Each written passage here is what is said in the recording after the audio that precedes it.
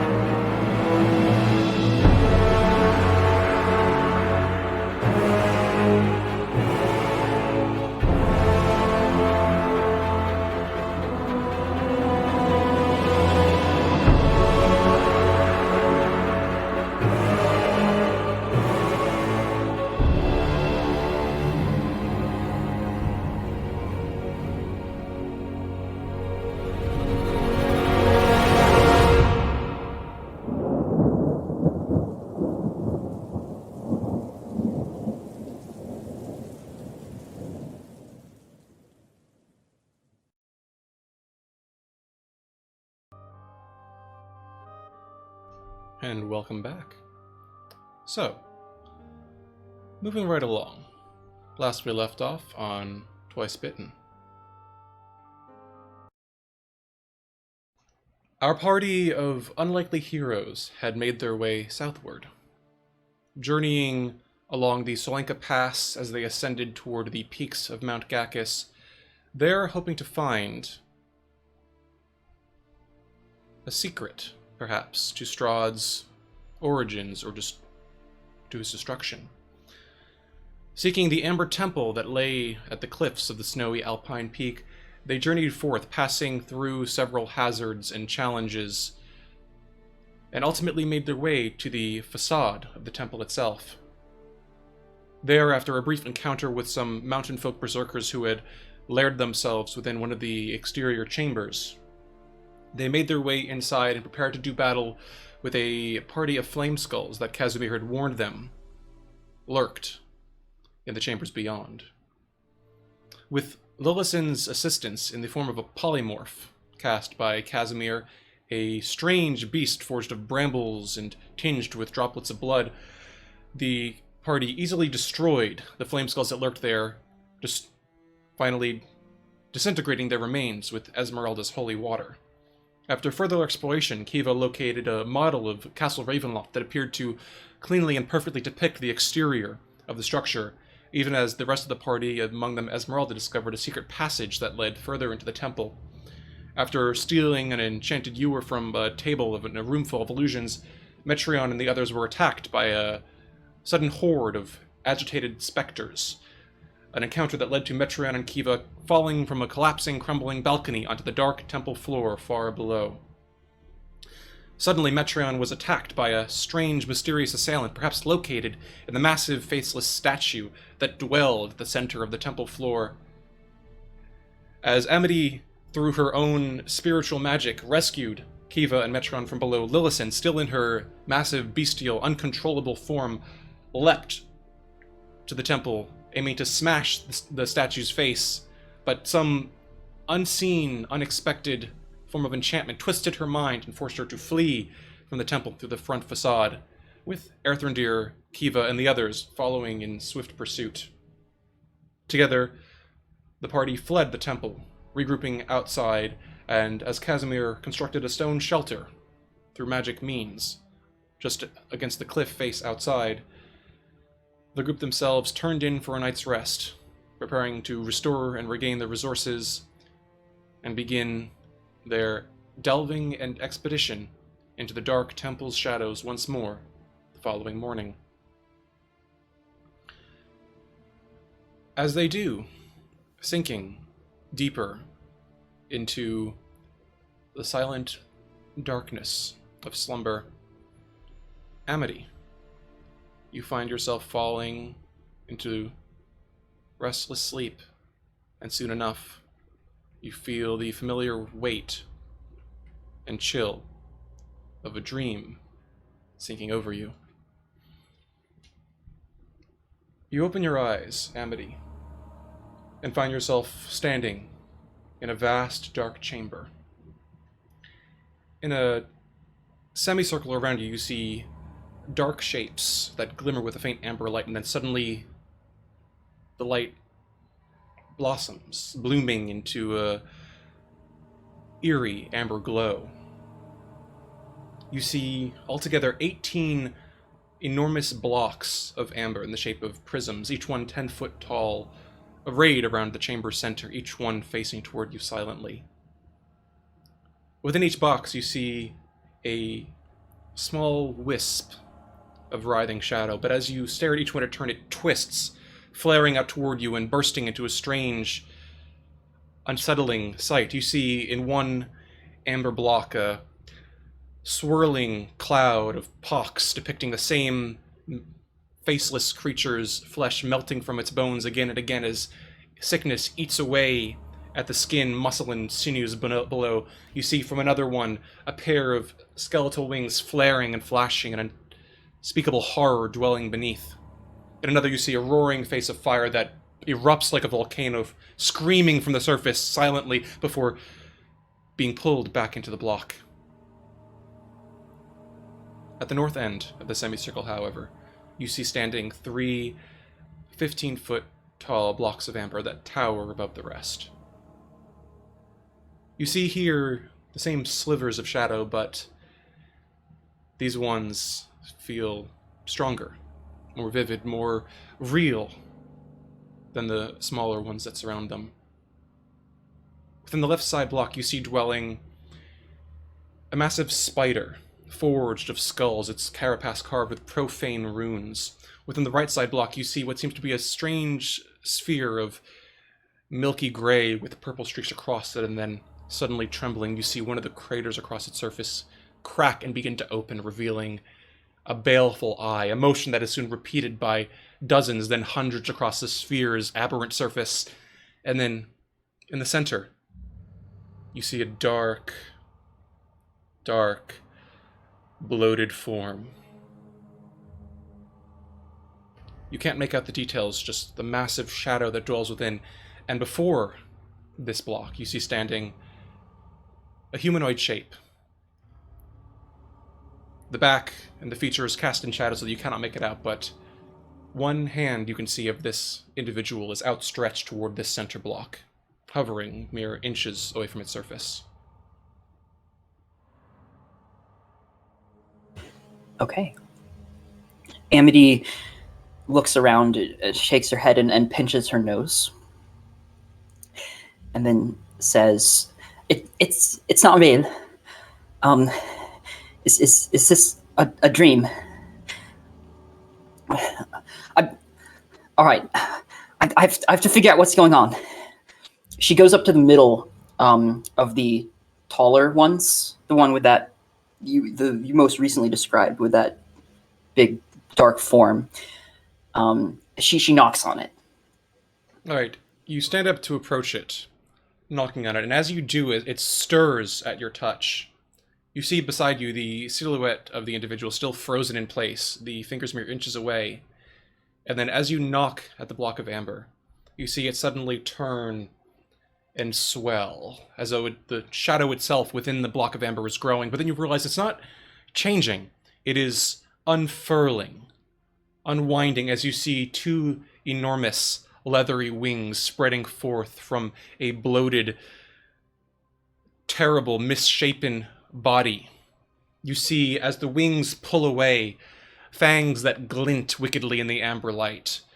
You see eyes that blaze with crimson hostility and animosity, the same color of blood in those terrible irises. And then, slowly, you feel the weight of movement beside you. And out of the corner of your eye, you feel the sensation of this shrouded individual, this silhouette, slowly turning toward you. For but a brief moment, you feel this strange sense of recognition, of familiarity. And then the darkness overcasts the facial features once more. The amber light glows to a shining crescendo, and your eyes awaken to the dim gray light of the Barovian morning. Damn it, I figured out it was a dream, but it ended. Amity looks around. She'll try to fall back asleep, just rest until everyone else is awake. By now, it's approximately morning. You're up a little bit early, but you can see that Casimir's already awoken from his trance. Erethrundir and Kiva would probably be moving around if they would like to. Slowly. Aerith's not inside the house. You can see a trail of snowy footprints leading outside.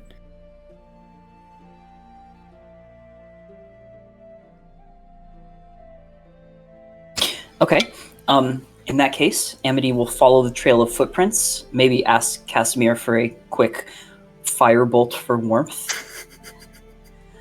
Casimir blinks and then points toward the fire. We don't have much wood left. I'd recommend letting it burn out for now and perhaps try to recoup it in the morning. I'm afraid we'll have to put up with a few shivers, if you don't mind. Amity sighs. Looking around, are Metreon, Kiva, Lillison awake right now? Lillison appears to be asleep. Metreon is saying... Oh, go on. No, you go first. Oh, I was just going to say, Metreon is still asleep, frozen in position, squeezed in between Ismark and Esmeralda. Kiva's up at this point, just writing in her journal, keeping an eye on everyone. And yeah, that's pretty much it. Good morning, Kiva.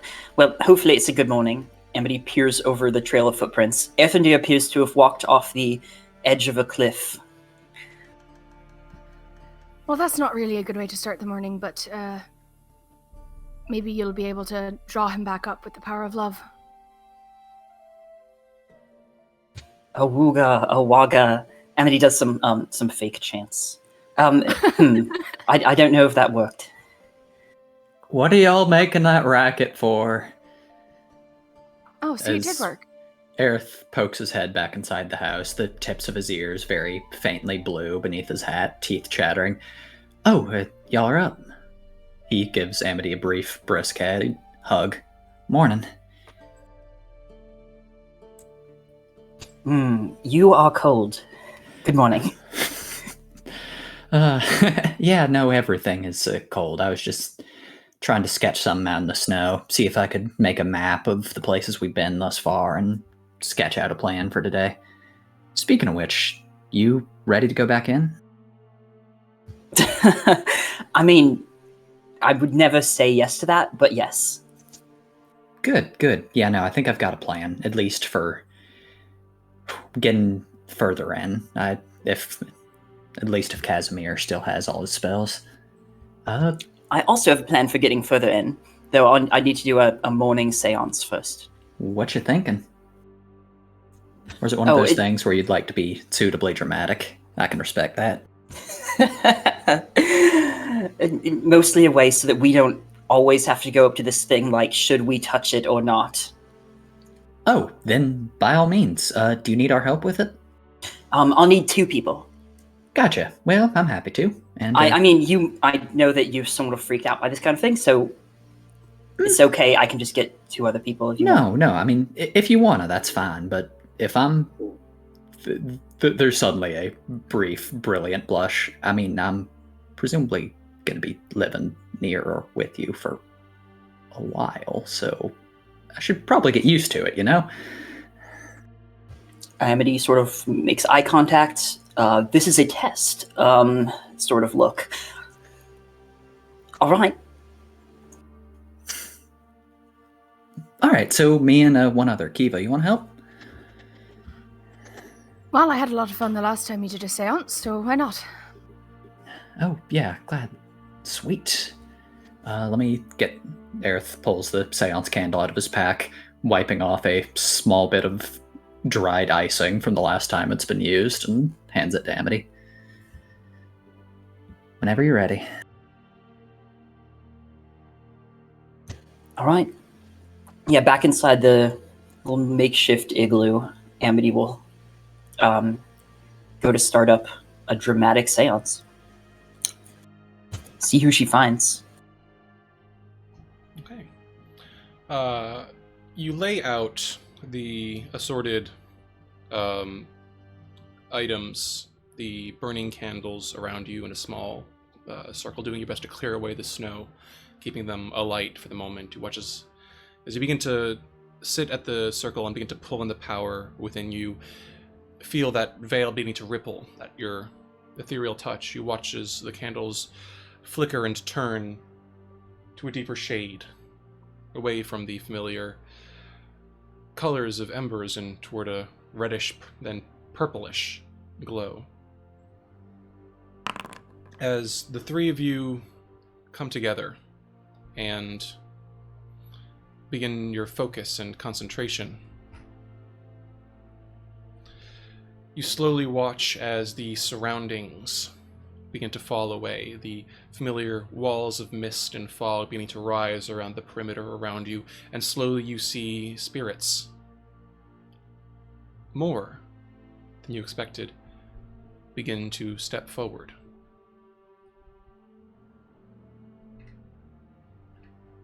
As you do, you feel slowly, as the temperature continues to drop, your breath misting in the air. You hear the voices. The spirits slowly pressing themselves up against the walls. Faces of men, women, no children. Some others, but the strange thing that you notice in the space around you is that almost all of them, perhaps I have a good half to 2/3, seem to be wearing wizardly robes of similar make and style, their gazes dark and hollow, glaring emptily toward you as they reach their hands out, grasping as if attempting to push through the misty walls that obstruct their path. Scattered around them, you see a few others. You see individuals with sunken eyes and faces, scimitars and daggers at their sides. You see an assorted scattering of other mages and wizards. It seems that this is a place of much arcane history. You hear them asking, "What do you wish for? Let us bestow our gifts." Kind souls, Amity says. I would like one of you to inhabit a puppet for me.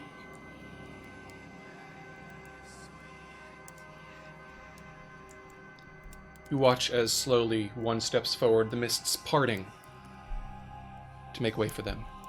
They fix their gaze upon, and you see this tall individual of slender build, wearing a small medallion that seems carved of finger bones, resting just down against the top of the chest. Dark cloak, a small wand, a faint off-white yellowed color that almost resembles the same tint as faded, aged teeth. The figure fixates their gaze upon you. I am one who is capable of the thing that you ask for. What origin of puppet do you seek to make? Of flesh, of bone, or of dead material? Flesh. A small smile tugs at the spirit's lips, and they reach out toward you, offering the wand in your direction. Then take my blessing. Take my bestowal of my gift, and let me feel the chill of the world beyond running through my spirit again. Their eyes widen, and the wand glitters faintly in the air before you.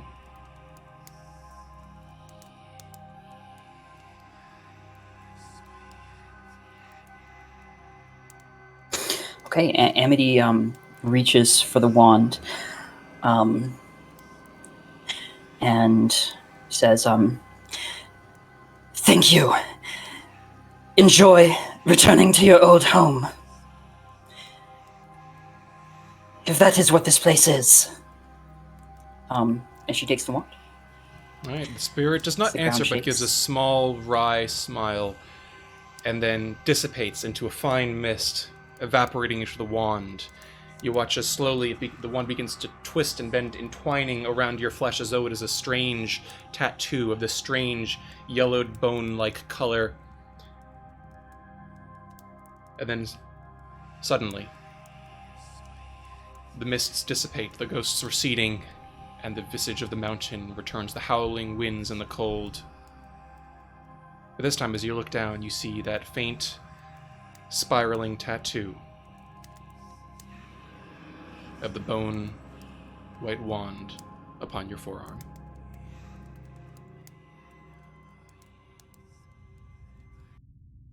And as Amity's eyes return to their golden color and the ground ceases its shaking and trembling, the candles blow out at once and the seance ends. How's Earthendeer and Kiva doing? Aerith has the expression of someone who is really committed to sitting through this, but is freaked out all the while. Although he seems a bit more relaxed than he usually is during this. That is to say, scrambled up against the edge of the circle and panicking. He looks over the tattoo on your arm with a hint of interest. That's new. It hadn't left marks on you before, has it? It hasn't left marks. She sort of rubs it like one might rub a blister or something. It's not uncomfortable. Do you think it'll stay? I suppose if it does look kind of cool, so no harm in it, but... What? You're asking for a puppet of flesh? What do you mean? Well, I Like was that thinking... thing the abbot made? The Basilica. Oh, not like Basilica, no. I mean, maybe like... I don't know if I know enough about Basilica to answer that. You know, we saw someone on the way in, didn't we? So I was thinking if we could get them to sort of pull all the levers we don't want to pull and touch all the magic buttons we don't want to touch. You want to raise a zombie? Yeah! That's really smart. Also terrifying. I didn't know that bards could do that sort of thing. To my knowledge, they can't. Well... Damn. Normally I would be against this.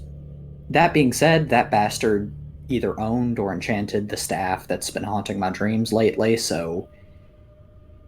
Yeah, no, I think you can go for... Good luck. I hope we don't run into anything that requires that, but... Damn, Amdy. You're getting powerful.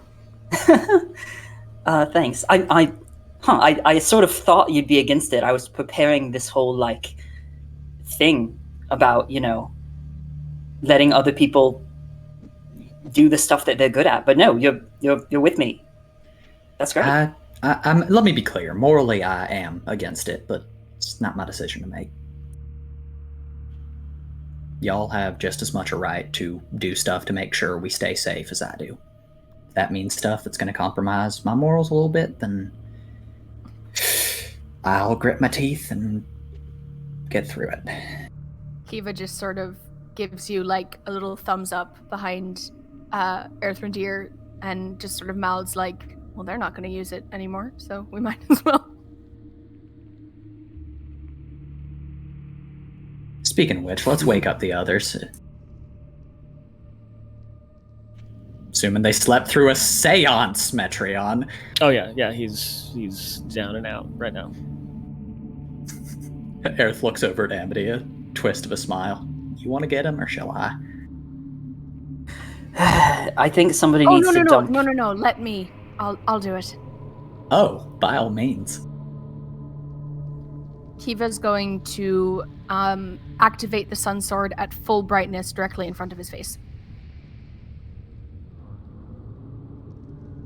Yeah, I mean, his eyes are closed. He'll kind of wince though, with the peaceful darkness now being interrupted by very mild light. He is gonna wince and like squirm. Well, no, I don't want to. Good morning, darling. It's time to get going. We're going down the mountain, right? No, apparently we're going back in, but Oh. I'm raised like a little zombie guy to like do all the traps for us. So Wait, what? And this is with what happens when you sleep in the morning. with that, yeah, Metreon opens his eyes, but you're probably still holding the sword in front of his face, so he kind of scoots back and knocks into Esmeralda a bit, because he was, of course, Little Spoon to Esmeralda. Oh God, it feels nice though. Wait, Amity, Yeah? you talking about raising the dead? Oh, I thought you were asleep the whole Well, time. I was, but Kiva's filling me in. Oh, all right. Yep. Wow. I mean, that's heavy stuff, isn't it? I mean, that's powerful stuff. I mean, not that kind of raised dead. Just a type where, they shuffle around for a bit. But still, that's intense. I mean, you're bringing something back to life, even if you're just emanating it. Get it? Yeah. I mean, more sort of giving something else a little coil to shuffle around in. But okay, you know what? I'll take it. I'm not going to reject your compliment. Thank you. It's really more of a play on words, but yeah. And Metron's gonna look around. Where's Lil at? She rolling around and making snow angels. She's asleep, as far as I know. Oh. And yeah, he'll look Or around. pretending she does do that quite often. Yeah, he'll look around and kind of poke at Lillison's boot, see if she's alive. Lillison is like bundled up in her bedroll, which is almost entirely covered under like a snowdrift by now. But as her boot pokes out and Metreon prods it, her foot wiggles a little bit, and a little noise emanates from the hidden pile of snow and bedroll that sounds a little bit like a very small half-elf girl trying to imitate the sounds that a very large bramble beast makes. Oh, she thinks she's a big old tree gorilla. Well, at least we know what she's dreaming about. I've seen dogs do this. They like bat their paws and bark, thinking they're like chasing a carriage or a horse. Think she's tearing apart the bones of the weak and lamenting in their destruction. I mean, I think she does that anyway. Well, yeah, but Aerith just kind of shakes her harder. Lil, we gotta move. Uh, The sooner you get up, the sooner we get back into the cool temple full of eldritch power. And soon you get to be a giant bramble beast. I thought we agreed we weren't doing that again. Yeah, I think we were keeping that as a emergency. Well, fine. Maybe like a medium-sized That bramble was beast really then. cool.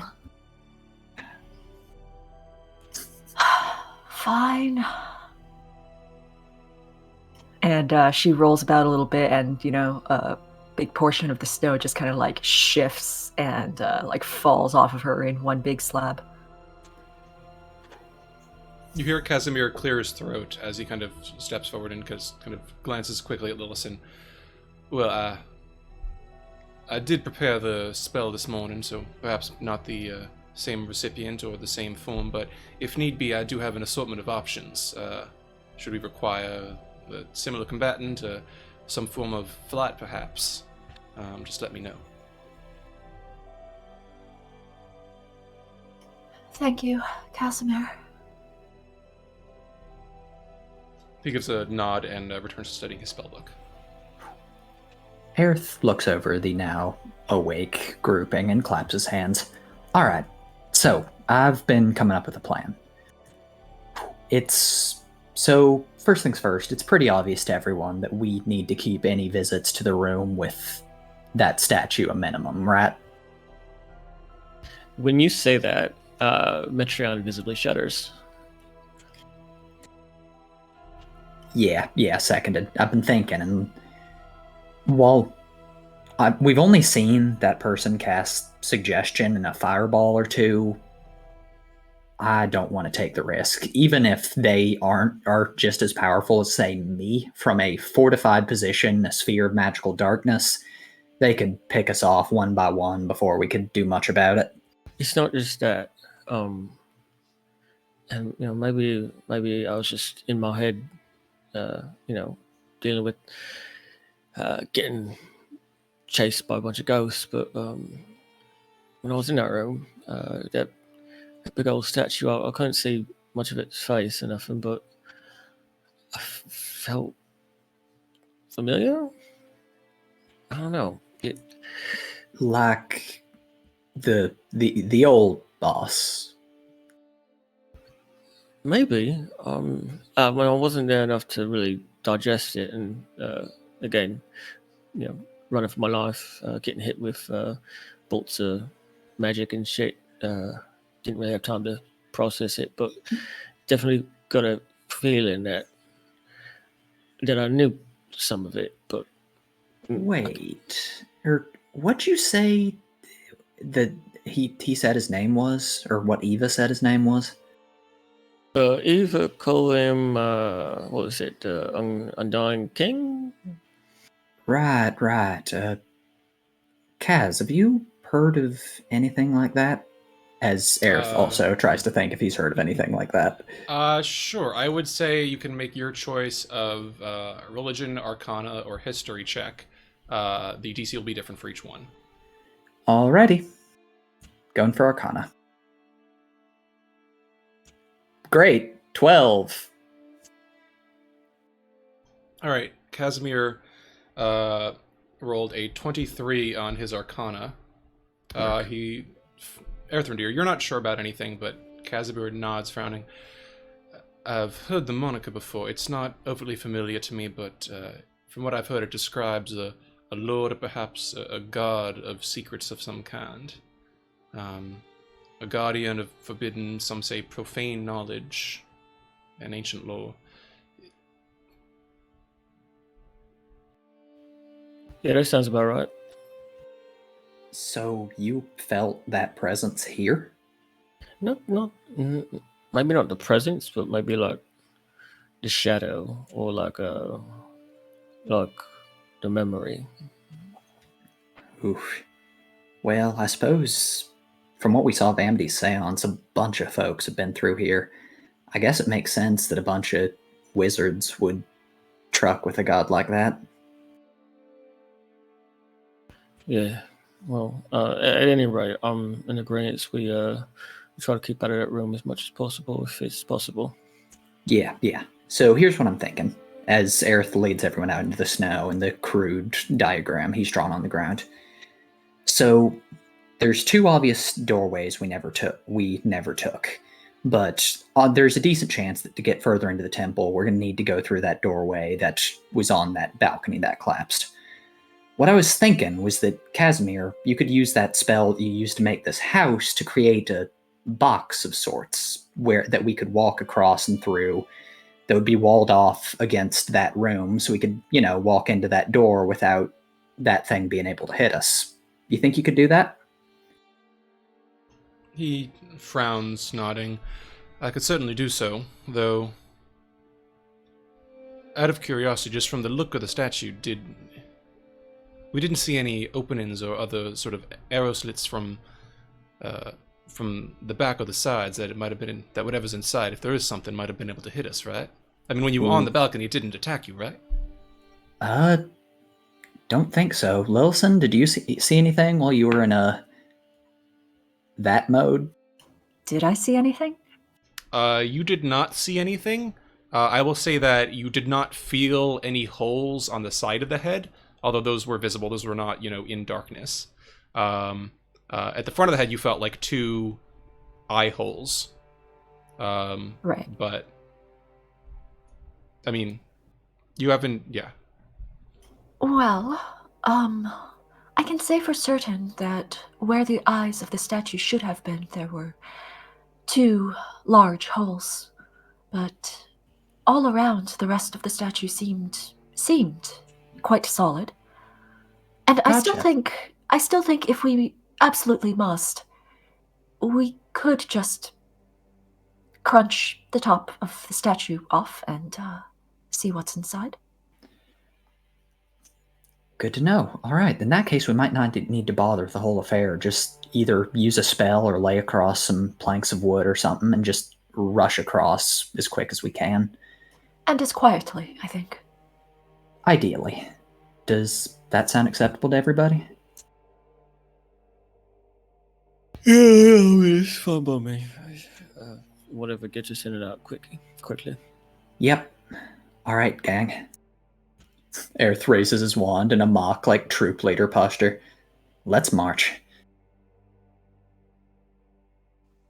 Right. Don't you need the little ranger pants to do that? Yeah. What, are you wearing them underneath those winter clothes pants?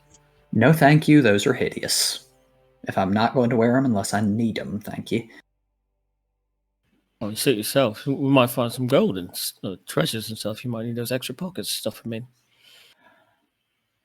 Aerith looks like he's actually stopping to consider this before he realizes he's mocking him, and just sort of stomps away into the snow huffily.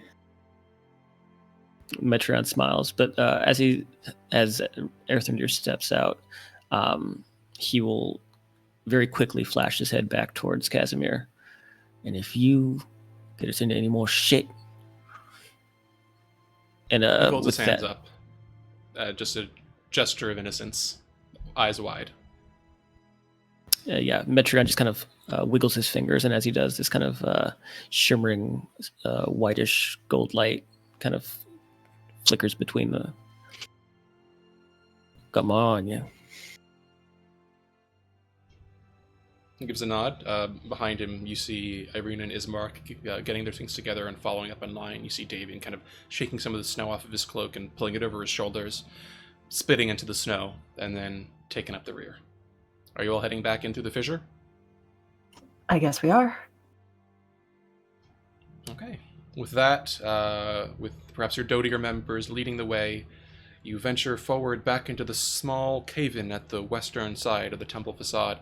There, squeezing in one by one through the narrow crevasse horizontally as you make your way back into the chamber of the mountain folk once again.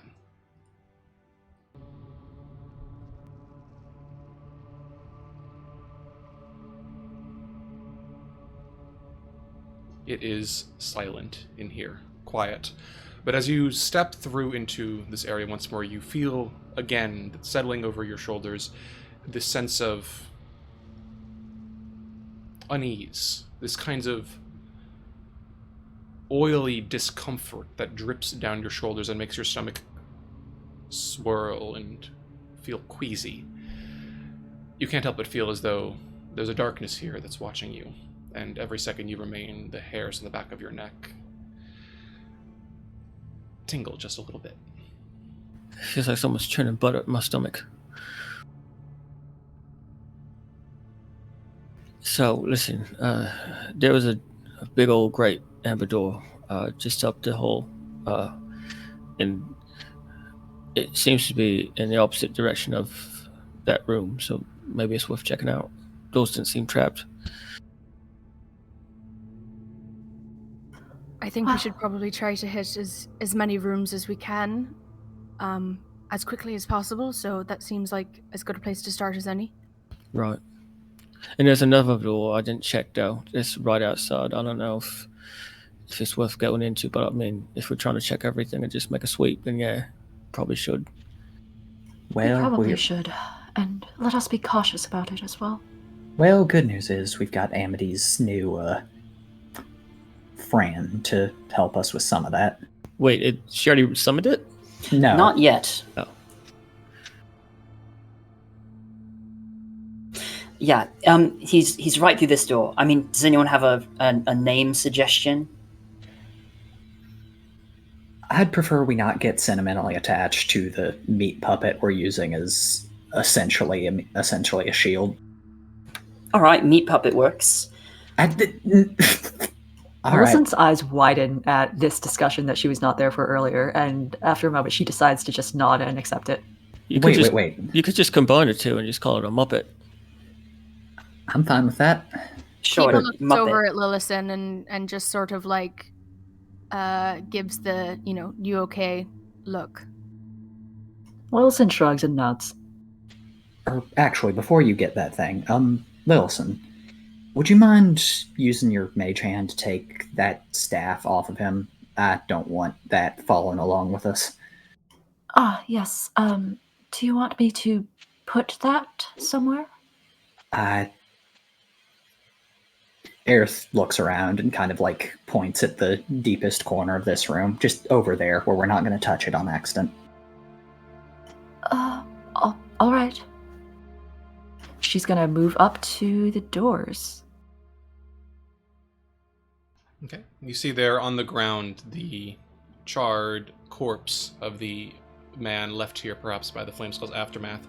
And you see up against the side of the west wall, where Earthrendir had kicked it the previous day, the staff with the frost crystals upon it, a few feet away from the corpse.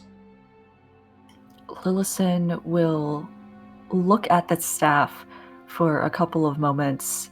A brief calculating expression flits over her face, but she just casts her mage hand and directs it to go and hover near the staff first. Do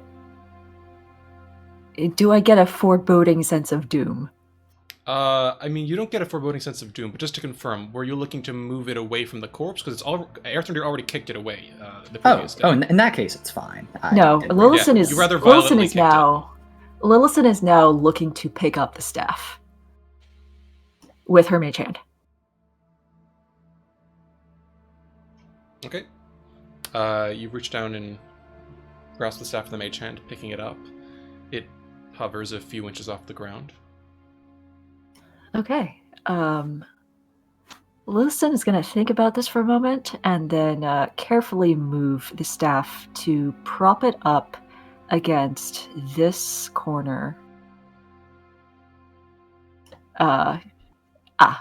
We do not have a Nope, pane. you're good. Just close to you, at the far end, where you're looking for it. The corner directly to the right of where Lillison currently is. Sure. Sounds good. It just kind of settles there with a soft clack against the stone floor and amber walls. She looks at Amity. Is there something in particular that you need to do to... And she gestures with her hand and also her mage hand towards the charred corpse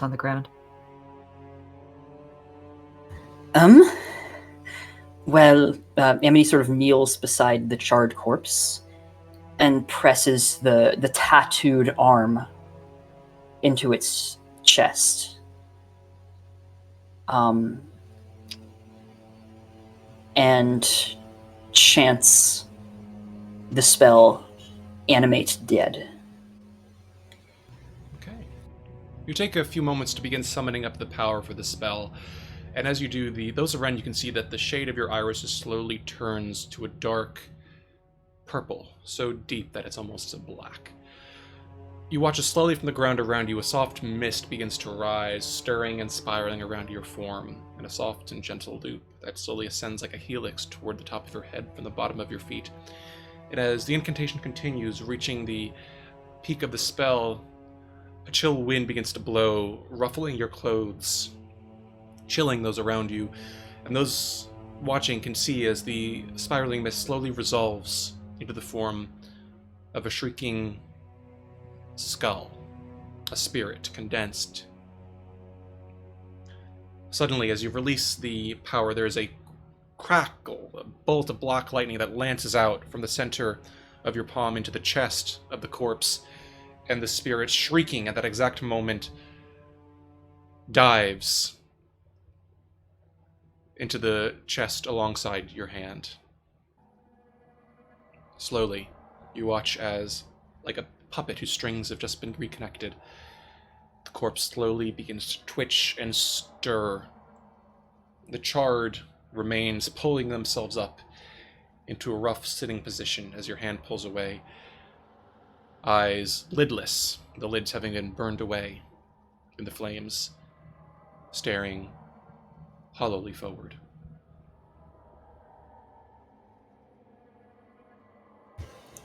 Welcome, Amity says. First things first, shall we have Muppet here retrieve that magic jug? See if he can do it without making any ghosts mad this time? Maybe on the way back. And you see that Metron is just staring at this reanimated corpse with just this horrified look on his face, but also just fascinated. Yeah, he's not alone. I mean, I think it would be a good test to see things like manual dexterity and fine control of the form. Lillison is looking at this thing with an expression of calculated appreciation. Muppet, do 5 jumping jacks. The corpse gives you a look for a small moment, and then gives a almost imperceptible nod, and then, with very little dexterity whatsoever, as you feel this kind of psychic tug at the back of your mind, and you feel this faint, ethereal, unearthly chill whispering back through the bond that you now have to this undead entity, the zombie slowly raises its charred, slightly stiff from rigor mortis arms over its head, and begins doing 5 very sloppy but complete jumping jacks.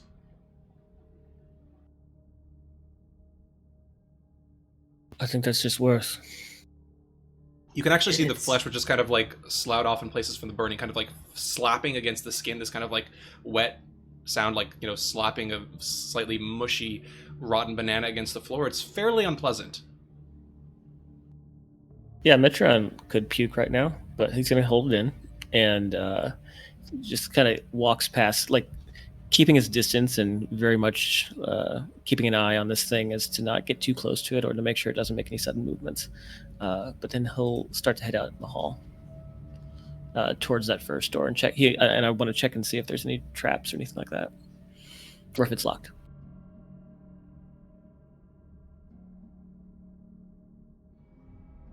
All right. So is Metron moving forward, or just asking Amity to? Metron is. I'm sorry. I'll move my token. Okay.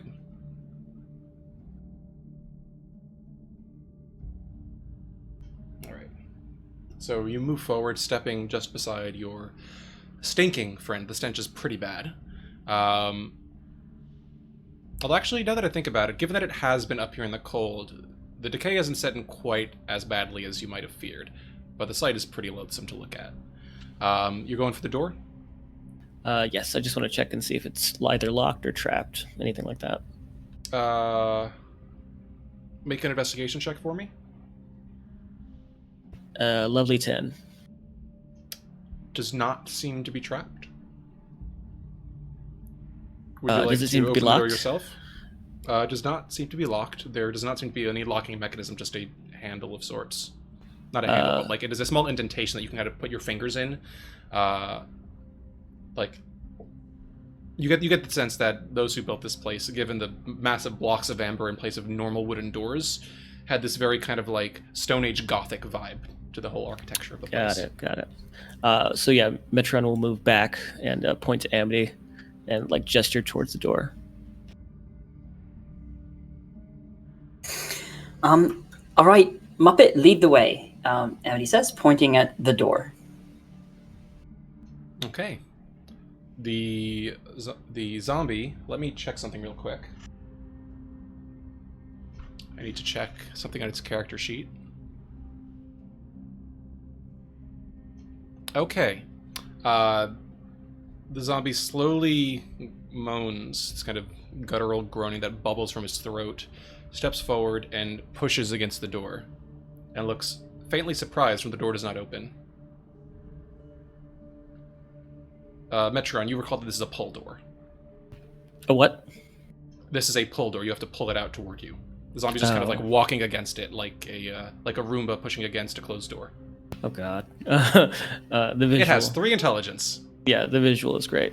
Metron will roll his eyes and walk up behind it very squeamishly and kind of trying to avoid getting his body anywhere near the Muppet. He's gonna pull the door open.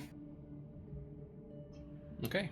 The door opens, leaving the way clear for our Muppet friend. With the way now opened, he, she, it. What pronouns does your Muppet prefer, Amity? I guess Earthrendeer said don't take it too personally, so maybe just it. All right, works for me. This is it, the Muppet, if you will. It steps into the room, pauses there for a moment, just staring hollowly forward. It doesn't seem to die a terrible death.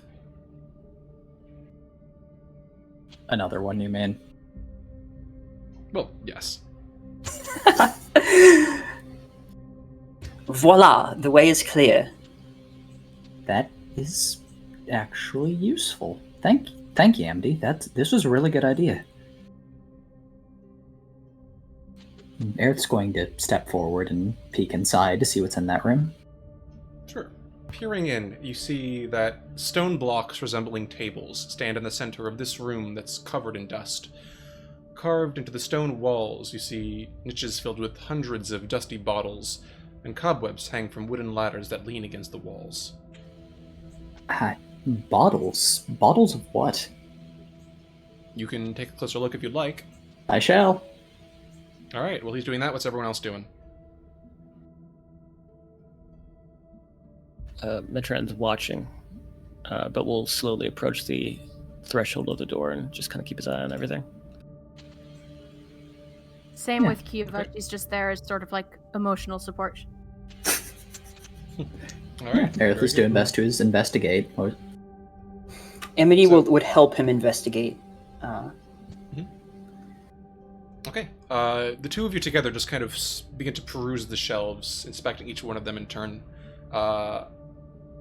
They do appear to be, again, there are hundreds of these dusty glass bottles, and through several of them you see small, faded bits of desiccated dust or old stains. Make an Arcana check for me, either one of you, Gotcha. if you're proficient with it. 24. Okay, you recognize these as, just looking at them, they seem to be the remnants of some kind of mixture of sorts. This kind of, silt at the bottom, the desiccated, dried remains. Given your own history and the arcane individuals and practices that you've known. These are likely the dried up remains of potions. Aerith's, previously disgusted expression kind of starts to turn as he steps away from Muppet. They had a potion brewery in here. I wonder if these were experimental mixtures or some sort of... or if this was a storehouse, but yeah, you've got the work tables, you've got... oh my goodness! Oh, that's...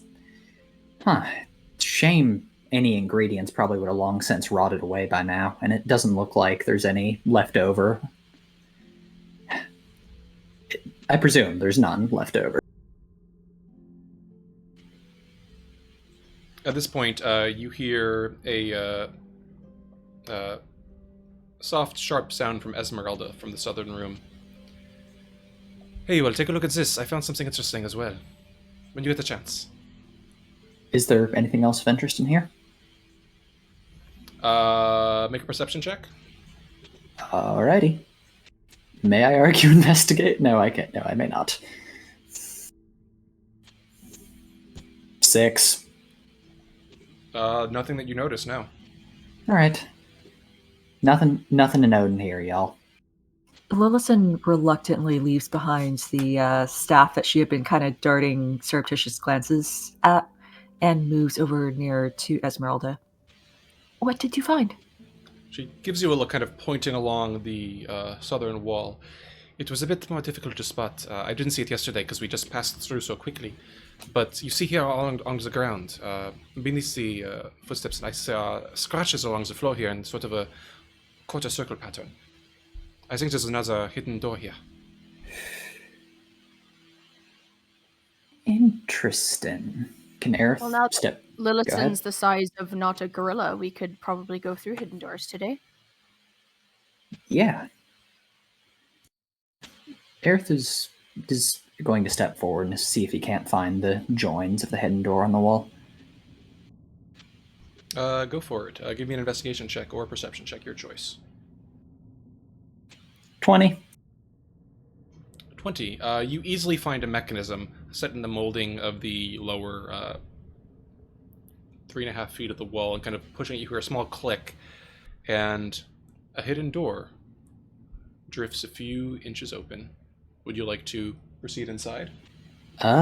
He would like to let Muppet take it first, but yes. After that, absolutely. All right, go ahead, Muppet. Yeah, Muppet's gonna march on down. Whoop. All right. Esmeralda will step aside to make way for Muppet, and with the door already open, Muppet can easily push open this door. That does not tax its intellectual prowess too highly, and open the way to the room beyond. Would Muppet like to step in? Yeah, Muppet steps into the room, but doesn't do anything in particular. All right. Peering in after Muppet, you see that a small chamber, perhaps 10 by 20 feet across and dark, just faintly illuminated by the glimmers of the torchlight and the sun sword beyond. You see that carved into the south walls of this dusty space are cylindrical holes fit for scrolls or maps. There's no sign of any actual scrolls or other parchment themselves. No sign as in they... Go ahead. Oh, it just calls Muppet back a little to let other people investigate. No sign as in, there's only desiccated remains, or no sign as in they've all been taken out? You give it a closer look briefly. It seems that many of these cylindrical holes are just full of dust. You can barely make out, if you take a closer look, sweeping any light over it, just small bits of desiccated parchment, but any ink is long since faded. There's nothing left here but ancient remains. Alright. Well, looks like there's nothing much in here, just an old scroll library. That counts as nothing much. There's nothing in there. Oh, well. Presumably because the scrolls that were in there were secret, but either they took them out or they got destroyed by who knows how many years worth of age. Though it is giving me the sense that this place was established. If you've got a dedicated potion mixing library, a secret scroll cubby, this was something back when it was in its prime. Yes, an organization rather than just spooky wizards up in the mountains. Yeah, Like another Argynvost told, do you think it was like a guild or something that controlled up here? that's a very real possibility. Guild of Wizards. Maybe Someone has said the this word that guild. before, right? Dark room filled with bottle. Oh. And Aerith, takes off at a run back to the potion mixing room. But wait, no, that's not a tomb. Unless, metaphorically. Damn, I was very excited for a second. Casimir, He gives you a nod. I know that you did not have particular knowledge of this place, but way back in the day, did you know what the reputation of this place was? His eyes go wide and he shakes his head. Forgive me if I haven't made myself clear. I had no knowledge of this place until many years after the mists first fell around the territories. By the first time I came up here, it had been abandoned for... Well, I can't quite say, but it's looked like this ever since I first visited it. I can't imagine how many centuries or perhaps even millennia old this place is. It predates me, by far. But you never heard of a guild of wizards or anything of that sort? If they did exist, which I imagine is fairly likely considering what we found here today, they went extinct long before my time. She nods glumly. Wait a moment. If it predates you, then when did the tiny model of Strahd's castle get put in here? That's a very good question. Kiva gives Metreon a look that's like, we could be catching him in a lie right now, but doesn't outwardly threaten Casimir. But that is suspicious. Yeah, Metreon keeps looking back at Muppet in morbid fascination, but then he notices you looking, and then he'll look at Casimir in the same way, but then his eyes will trail back to Muppet.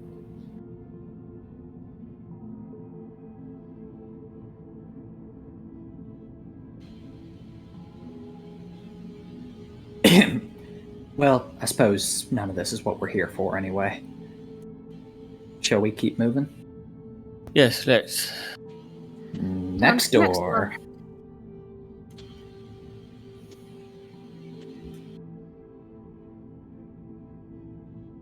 Alright, where are y'all headed? I'll lead them to the door that I went and investigated last time we were inside. Okay. Are you bringing Muppet? Muppet's always coming. Of course. Alright. You make your way following Metreon into a 20-foot long, 10-foot high hallway. There's just bare stone on the walls, and there's an amber door at the far end. And is this a push or pull door? This one is also a pull door for fire safety reasons. Got it. I like that warning. Emily, can you direct Muppet to pull the doors open? All right, yeah. Amity's perfectly happy to relay these commands to Muppet, and Muppet goes ahead to pull the door open. All right. With sufficient direction, the handling and the fine motor control is fairly clumsy, but after a few moments, Muppet kind of manages to grasp its frozen, desiccated fingers around this small indentation where a handle should be, and pull as the door rumbles open, revealing the space beyond. Metron, you'd like to take a closer look? Or is our friend going to test for traps again? I'll step in, but I'll give room to Muppet so it can check out the stairs. All right. As you step in, you see that what lies beyond is thick dust covering a landing and staircase that descends into shadow. A thick miasma seems to hang over the darkness below, a sense of cold, looming, almost patient evil that takes that prickling of your skin, the churning of your stomach, and accentuates it, amplifying it until you can feel your heart beating fast in your chest. That weight of being watched only doubles.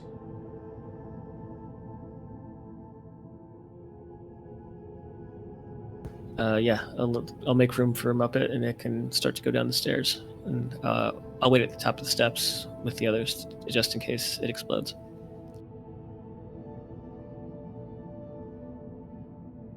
All right. That work for Amity? Of course. Careful on the stairs. Don't take a tumble. All right. With that, as you'd like, Muppet begins moving forward down the staircase, taking each step, again, somewhat clumsily, somewhat slowly. Muppet is not the most speedy of undead, but making its way down the stairs into the shadows of what lie beyond. I want to stand maybe 15, 20 feet behind him, probably for most of the way. But I'd like to do so stealthily, just in case it does trigger something. I'm not seen, hopefully. Okay. So far, nothing seems to happen to Muppet. Metron, if you'd like, you're falling behind, you said? Yeah. So yeah, what I was saying though is just for the duration of this, I want to stay at least 15, 20 behind him, and Okay. but I want to do so stealthily. So if you need me to make stealth rolls or a stealth roll, let me know. Sure. Give me a just standing stealth check. I'll say to kind of lurk in the shadows. Should Kiva turn off the sun sword before you do that? Because she's following close to you. Oh yeah, probably. She will do so. Thank you. Okay. With that, you watch as slowly Muppet vanishes into the darkness of the staircase below. And that's a 19 on the stealth roll. All right. Metron, you continue to follow, looking as the staircase kind of bends southward. I'm guessing the others are following? Before he goes, Earthrendir's remembering these arrow slits is going to take a cursory look out into the central chamber, see if there's any sign of movement from the big statue, or if, there's a ravening horde of flame skulls coming to kill us all. Make a perception check with disadvantage, please. Alrighty.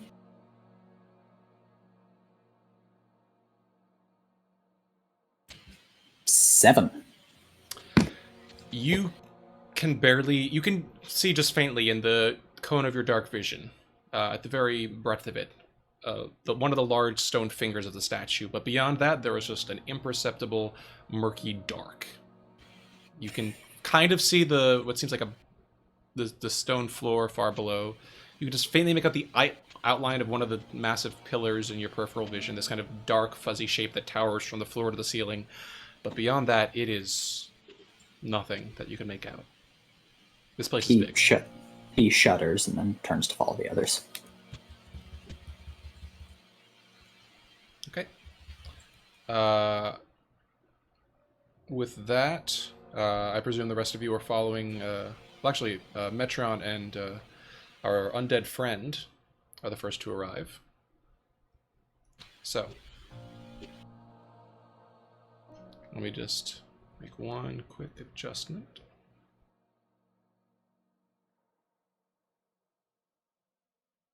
Okay.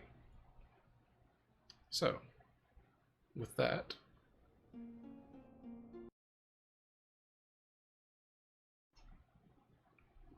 Metron, you watch as Muppet makes its way down to the bottom of the staircase and stands there, almost somewhat hesitantly, at the very base in the darkness. Peering around the corner, you see that the staircase appears to open up into a larger chamber or corridor, perhaps. You can see alcoves faintly on the opposite wall that seem to contain something in them, but you can't quite make out from this distance. How big are seems the to be, alcoves? not large. Perhaps 3 feet across or so. Maybe a foot and a half deep. Okay. I'll let Muppet move out 10 feet, and then I'll come down the stairs. Muppet is stopped. He was Oh. instructed to. It was instructed to go down the stairs, and it has done so. Got it. All right. Amity's going to sort of follow along mhm. to get within line of sight of the Muppet. Okay. Very good. I'm assuming everyone else is moving with Amity. Yep. All right, let's get everyone moved downstairs. Sorry, Bob.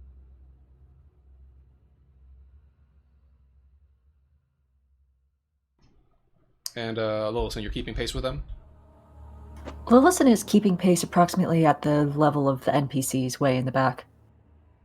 All right, they will slowly move down and join you momentarily. But if the rest of you would like to begin taking a closer look. Muppet, go inspect those weird things on the opposite side of the hall. Can Amity actually Muppet. see this? Yes, you can Cool. just see Muppet slowly, clumsily making its way forward. It's incredibly dark in here, though with your dark vision you can just faintly see now as the group of you comes forward what lies beyond. You can see that glistening amber coats the walls and ceiling of this enormous hall like sculpted honey, and dust covers the black marble floor. The vaulted ceiling is 25 feet high. Set into the walls at a height of 5 feet are amber ledges lined with life-sized alabaster statues of cats, frogs, hawks, owls, rats, ravens, snakes, toads, and weasels. Many of the statues have fallen off their perches and lie shattered on the floor. You can see that to the south, a door lies closed, and looking to the left, you can just faintly see that 2 other doors, carved of amber, to the west stand closed.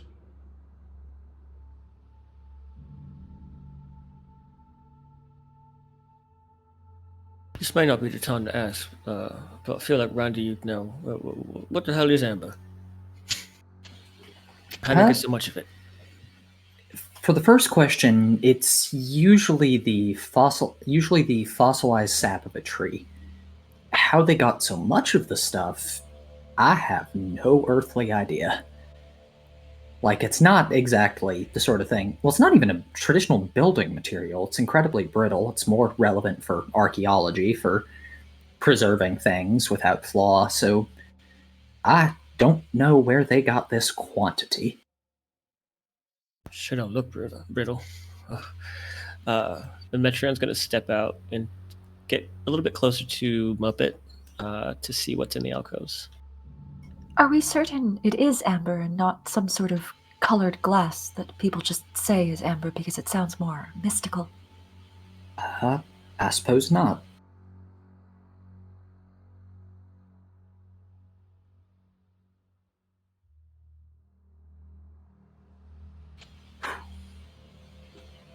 Which way are we going then? Aerith will take a entreating step forward and point to the door closest to the crew. Think that's it. One behind it? Oh, right, there's one behind me. Yeah, he'll point to that one. Oh, did not see that. Oh, Until- Muppet. And Metron will not knowing or realizing that Amity is the only one who controls Muppet, will yell at Muppet to get to the other door. Yeah, do what Metron said. Metron means the southern door, right? Yes.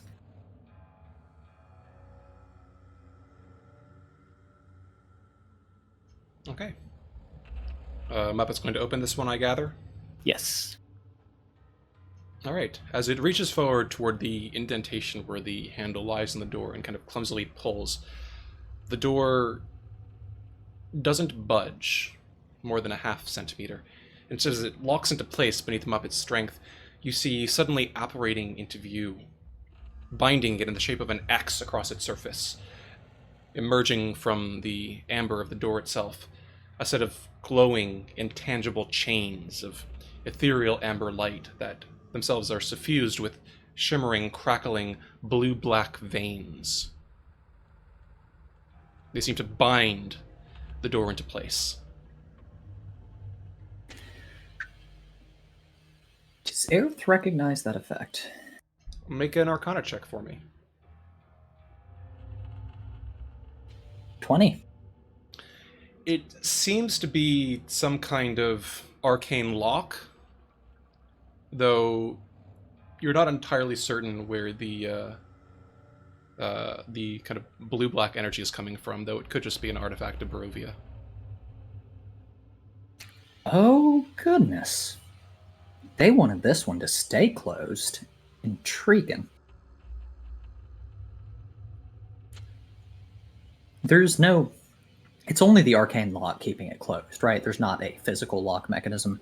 There does not seem to be, no. Alright. Aerith rolls up his sleeves and then immediately rolls them back down as the cold sets into him. Alright. I'm gonna see if I can't dispel this. And he will cast Dispel Magic. Okay. You watch as the wisp of mist spills forth from your hands, whirling around these chains, and then with a soft sound like a sigh, dissolving them into a fog that slowly melts down toward the floor. The door appears unbound. Hope there aren't too many more of those. That's not easy. I have bad news. I dreamed about maybe 15 of them or more. Oh no. Wait, what else did you dream of? Yeah, 15 of what? Basically nothing. They were just, 15 big amber rectangles, prisms in... Were there actually 15 of them? I might have the number wrong. In a circle. There were 18 smaller ones. I say small, they were almost twice your height. And then 3 ones of similar make, but larger than the rest. Yeah, and just 21 like... in total. Just like that one, there were these weird shimmering shapes inside, like a skeleton or an orb. Some kind of preservation, maybe? A way to... I don't know. What would you use amber for? Maybe for like coffins. I mean, if this is a crypt, if there's coffins, this is a crypt, right? Maybe the thing what we're looking for is here. I think this is as good a place as any to put it. Yeah. It's got to be right. Yeah, tomb of a guild member. Gotta find the one full of bottles, though. Right. Well, me and bottles. No trouble there. I'll keep my eye on it. Alright. And Aerith lets curiosity overtake prudence and pulls the door open. Okay. The door is pulled open, revealing the space beyond. You see that this room has amber-glazed walls, a floor of grayish marble with black veins, and 3 amber sarcophagi standing in alcoves. Yeah, it's those coffins like you dreamed about. Oh, yeah, never mind. I thought the dream meant the door, but those are much more literal. Hemedy gets closer. Are there little, shadowy, little shivery shapes in them? You peer inside, kind of taking a closer look. It is difficult to make out of the darkness of the room. Are you bringing any sort of light source around here? Before that... Oh, nice.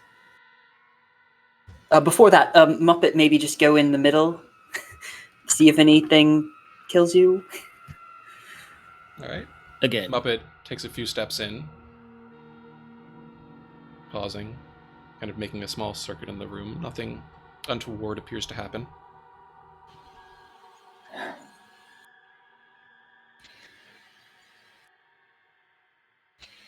Well, Aerith takes a tentative step inside. Now that he'll strike a match and light his lantern, holding it up at the amber sarcophagi. Can he see what's trapped inside these?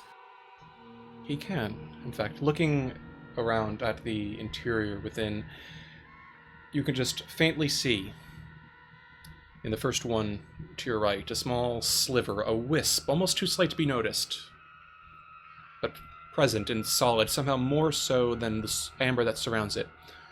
A small wisp of pure darkness. that writhes and jitters almost excitedly beneath the weight of your lantern.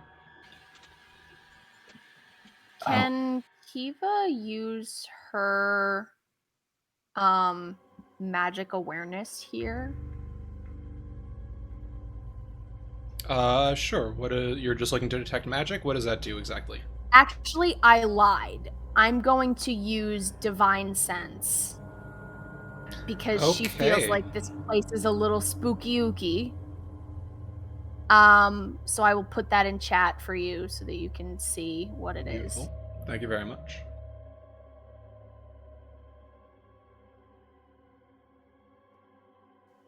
She just sort of like closes her eyes, and the scars like sort of glimmer a little bit more, and is just trying to see like general vibe check of the room. Okay. You slowly peer through the door, looking at each of these sarcophagi in turn.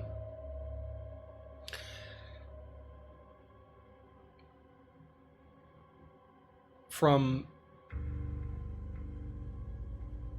the right one, there's a strange sense of blurring. In fact, you feel a strange contortion of arcane forces swirling in your senses. It's almost bewildering as you feel them overwhelm you.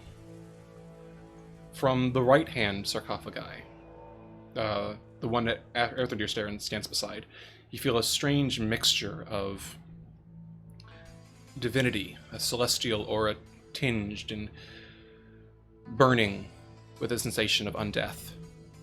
In the southern alcove, you feel a sensation of a faint celestial aura as well, but tinged with something noxious and dark and unsavory.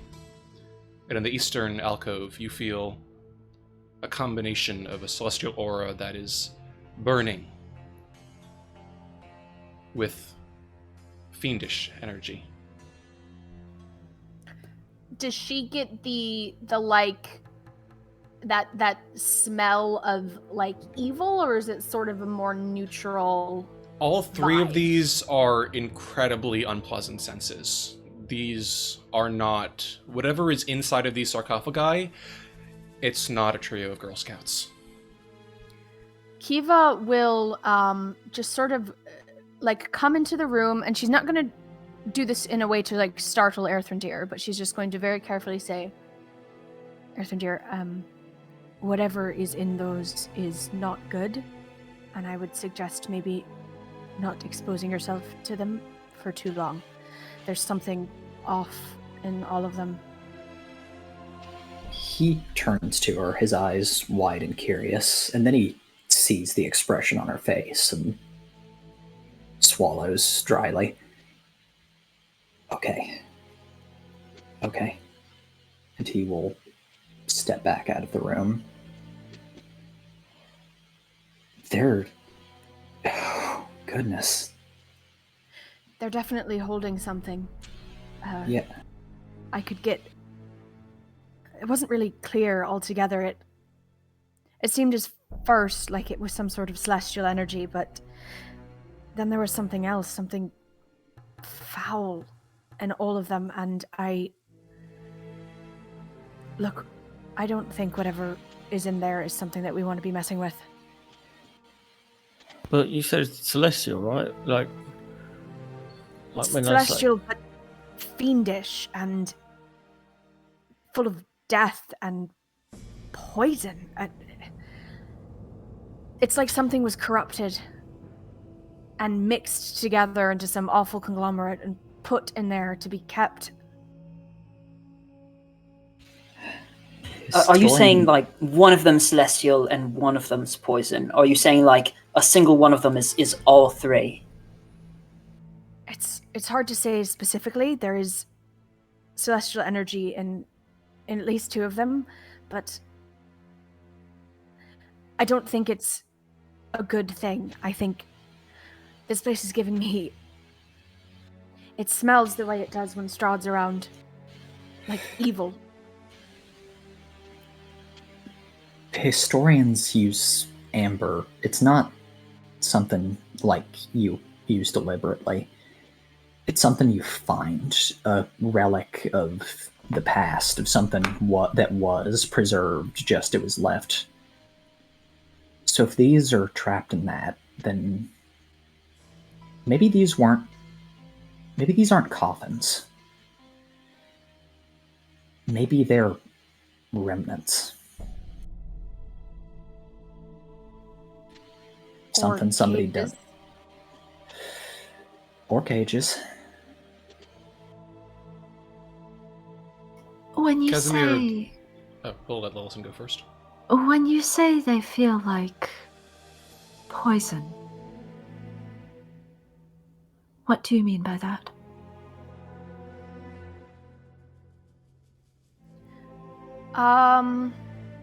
What does she mean by that? Because you said it was sort of like noxious. Is there another sort of like vibe that she, like, is it like a Lillison thing where she can sort of like her like LiDAR, which is detect poison and disease, that she does on Lillison every now and again to find her? It's not quite poison. It's the divine sense is strange and almost metaphorical. It's a sense of rot or decay or like corruption. light so fierce that it feels like a force in itself, something tangible. Each one of these has a different mixture, different sensation associated with it. It's not quite direct, but it is, you do that sinking feeling of corruption, of something terrible. Those certainly come through very clear. It feels like rot, like decay.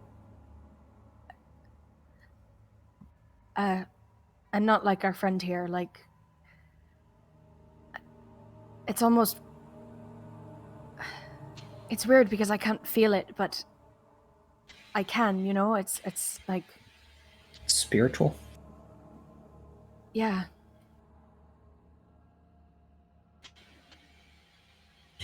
Muppet, would you mind just lightly knocking on that one at the bottom?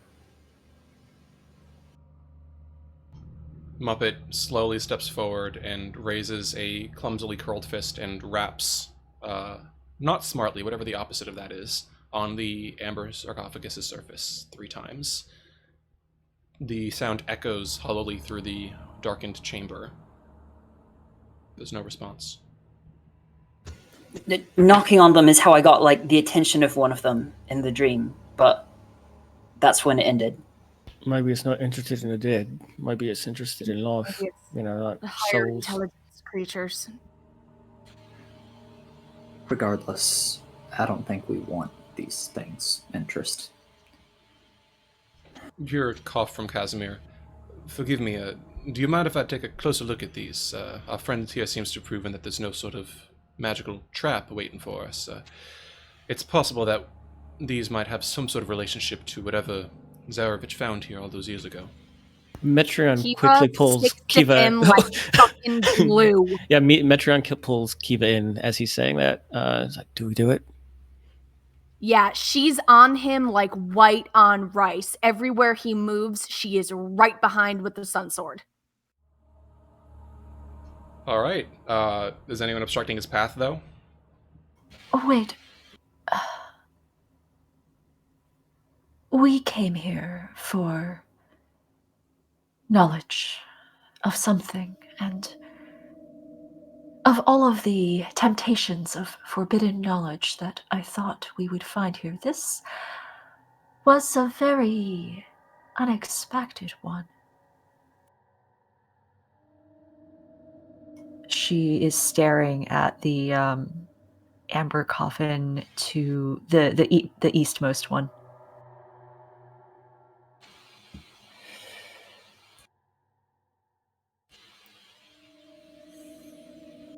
The way Lillison sounded, like, sort of snaps Kiva out of Casimir watch for a second, and, like, she just gives her a glance. Should we nominate someone who is least likely to give in to evil temptations? Well, He says, pointing at Kiva.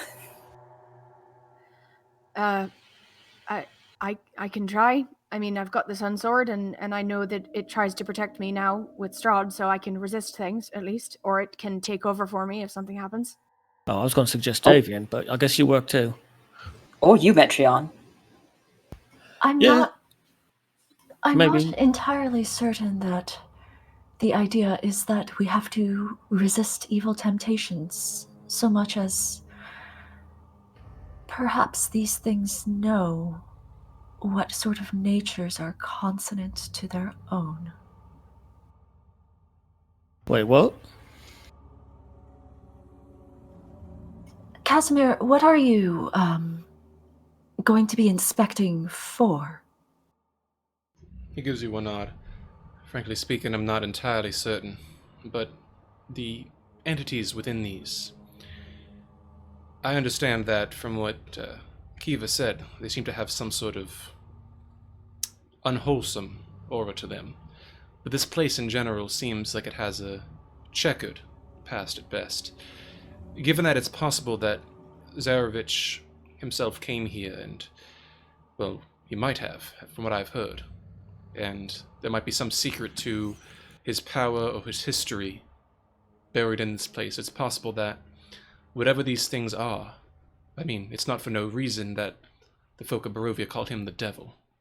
His powers are unearthly, and it may be that one of these things holds some knowledge, some key that will let us learn more about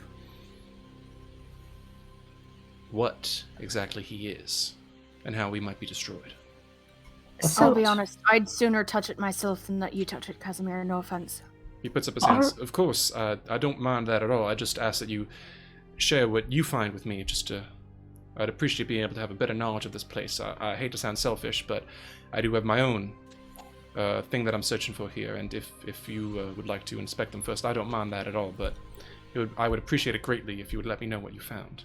You're not searching for, like, the same thing that Strahd was searching for, right? You're not trying to get power or nothing. You're not trying to become a new devil. He gives a chilled bark of laughter, and in that moment, there's just this absolute sense of despair and an absolute lack of mirth that rings it. So I assure you, I have no desire to be some sort of ruler in Castle Ravenloft. My sister is dead and has laid in torment beneath the earth for centuries. I'm only here to bring her back. I don't aim to kill anybody, I don't aim to control anybody. You understand? Right. We do. And I have a thought. Amdi saw nearly a score of these in her dream. How are we, presuming they're all in rooms like this, how are we going to know which one is Strahd's? Well, with my sort of sense thing, I can sort of tell what sort of energy it is, like fiendish or like the celestial energy. So perhaps Did any of them feel like him? No, none of them felt like him. Then we should move on, shouldn't we? Find the one that does smell like him? Yeah. Casimir clears his throat. Forgive me, but again, I must at least request a mode of selfishness. I'm not looking for my own purposes anything that might resemble what Zarevich might have found here, but for my own sake, do you mind at least letting me know whatever Zarevich may have found here, it's not what I'm searching for, but it's possible that one of these might hold the key to a way to bring Petrina back. Please. Fine. Which one do you want me to look at? I defer to you wholeheartedly. I'm not I an guess let's expert go in the ways of with divinity. burning undeath to bring back Casimir's dead sister. Let's try the burning undeath one.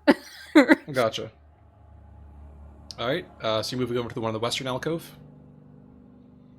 Yes, is that correct, or is my direction completely wrong? Nope, that is correct. This is the one with the kind of undead vibe emanating from it. Kind of looking it over, you see the sliver of darkness within twist very faintly as though in delight at your approach, and slowly push, straining against the opposite side of the amber, pushing a small tendril of inky black darkness against it, almost as though reaching to make contact with you. Kiva holds the sun sword in one hand and just sort of like sends that vibe of like, all right, we're doing this together now. And when she sees this sort of tendril reach out, she doesn't knock, but she does put her hand sort of to like meet it on like the other side of a window sort of deal. Okay. You reach out to touch it, and then that moment, the sliver of darkness makes contact somehow through the amber with the palm of your hand. And there's an instant of pause. And then you feel a shadow cross your vision. A shape just out of range of your peripheral, and you hear a voice whispering as the scent of rot very faintly tinges your nostrils. And a voice says, I offer to you the dark gift of Norganus, the finger of oblivion.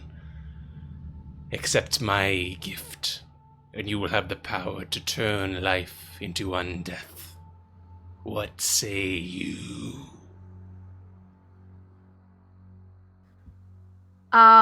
She doesn't have to make any sort of like roll to resist this, right?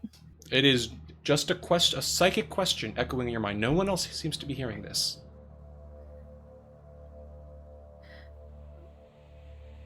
There must be a catch to this.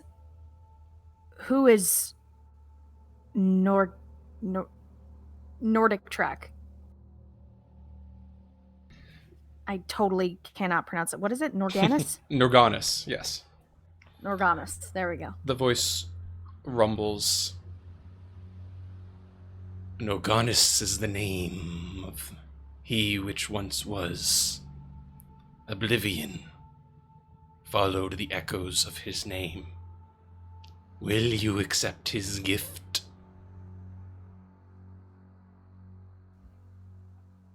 She looks over at Casimir and says, this one turns life into undeath. I don't think that's what you're looking for.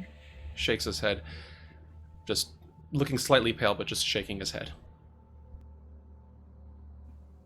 Earthrendir, write down the name Norganus.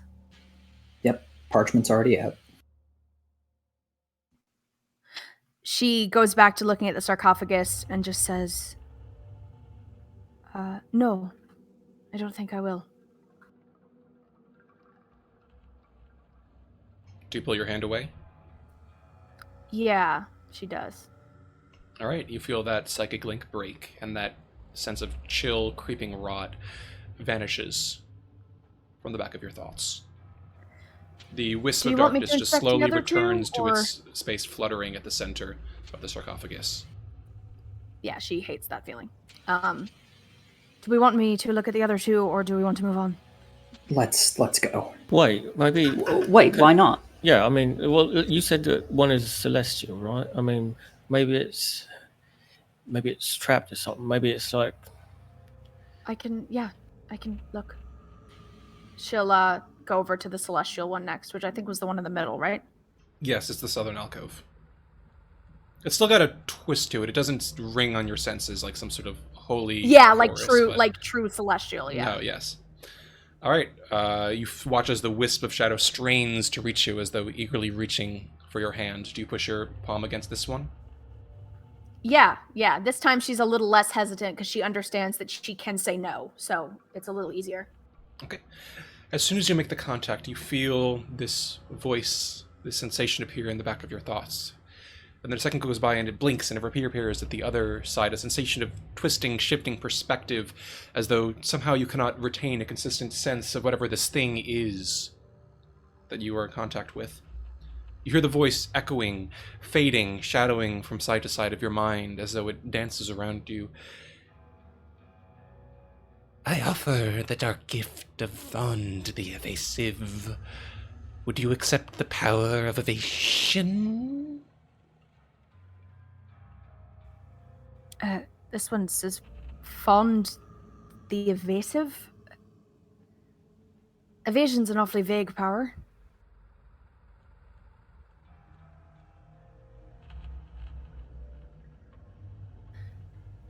She sort of asks the sarcophagus, like, what do you mean by evasion? The power to avoid, to evade, to seek safety. They can never catch me, they can never catch you. Will you accept it? No. No. She'll pull her hand away. She doesn't like the sound of that one's voice at all. All right, the psychic link severs, and the wisp returns to its neutral position at the center of the sarcophagus. Aerith looks over at Kiva, his face worried. Do you feel okay? How does she feel? I mean, I feel like she feels fine. You would say otherwise, I think, DM. You feel like you just encountered someone in the middle of an alleyway who whipped open a trench coat to ask you to buy a pocket watch. You know, about the same vibes. It's very unpleasant. You feel kind of greasy, but not in a divine sort of way. How about you guys just point out like one or two of these at a time and I'll look at them, but I really don't think doing all of them is a good idea. Maybe the ones that we feel have the most promising energy, if that makes sense. I mean, well, yeah, but well, listen. The focus is, and with all due respect to you, Casimir, the focus is trying to find this guild coffin, right? And there's supposed to be bottles in it, so we stick with that. We keep our eyes on that, and you know, if we see some that maybe have a different kind of energy swirling around in it, or something that looks maybe a bit more pleasing, then we can knock on it. And I mean, you said we can say no, right? Yes, you can say no. Yeah, and then Kiva could find, if she finds untainted celestial magic, then odds are that'll be what will raise your sister. He frowns. Perhaps, though, forgive me, I'm not entirely certain. I would prefer just to investigate thoroughly, just because I'm not certain exactly what we'll find or what form it'll be in.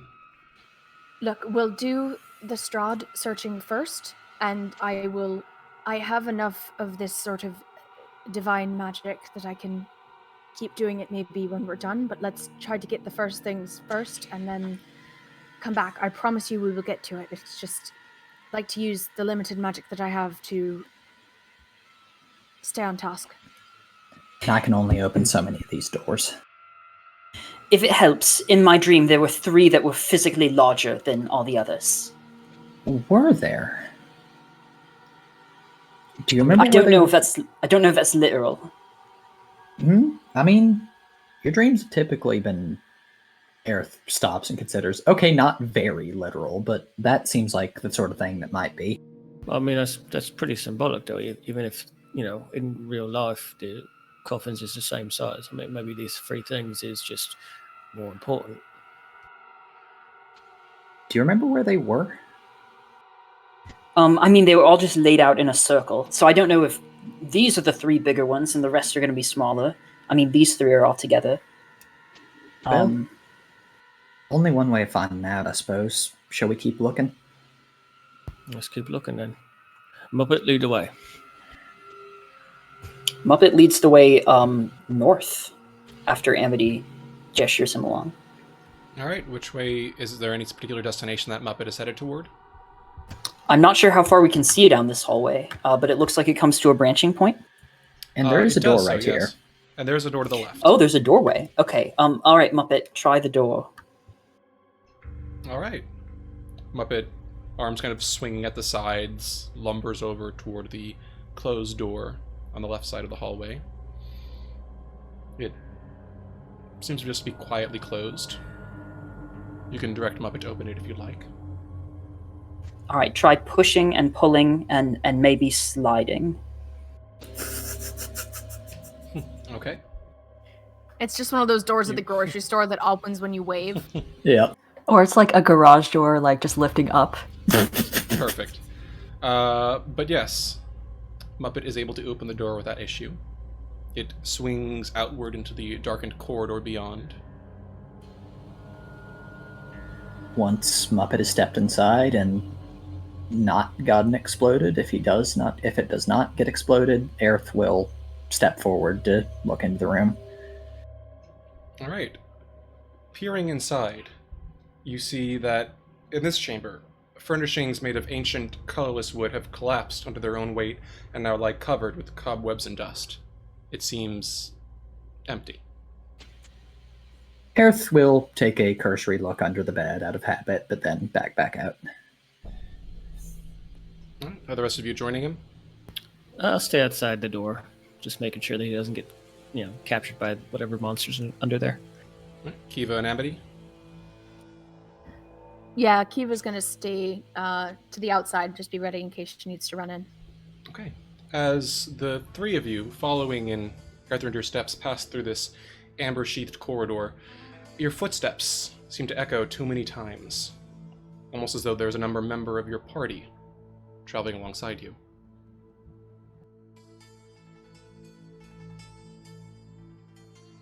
You hear that, Kiva? Yeah. Does she see like footprints in the dust or something, or is it just the sound? Make a perception check for me. Can I make one too, just because I'm with her? Certainly may.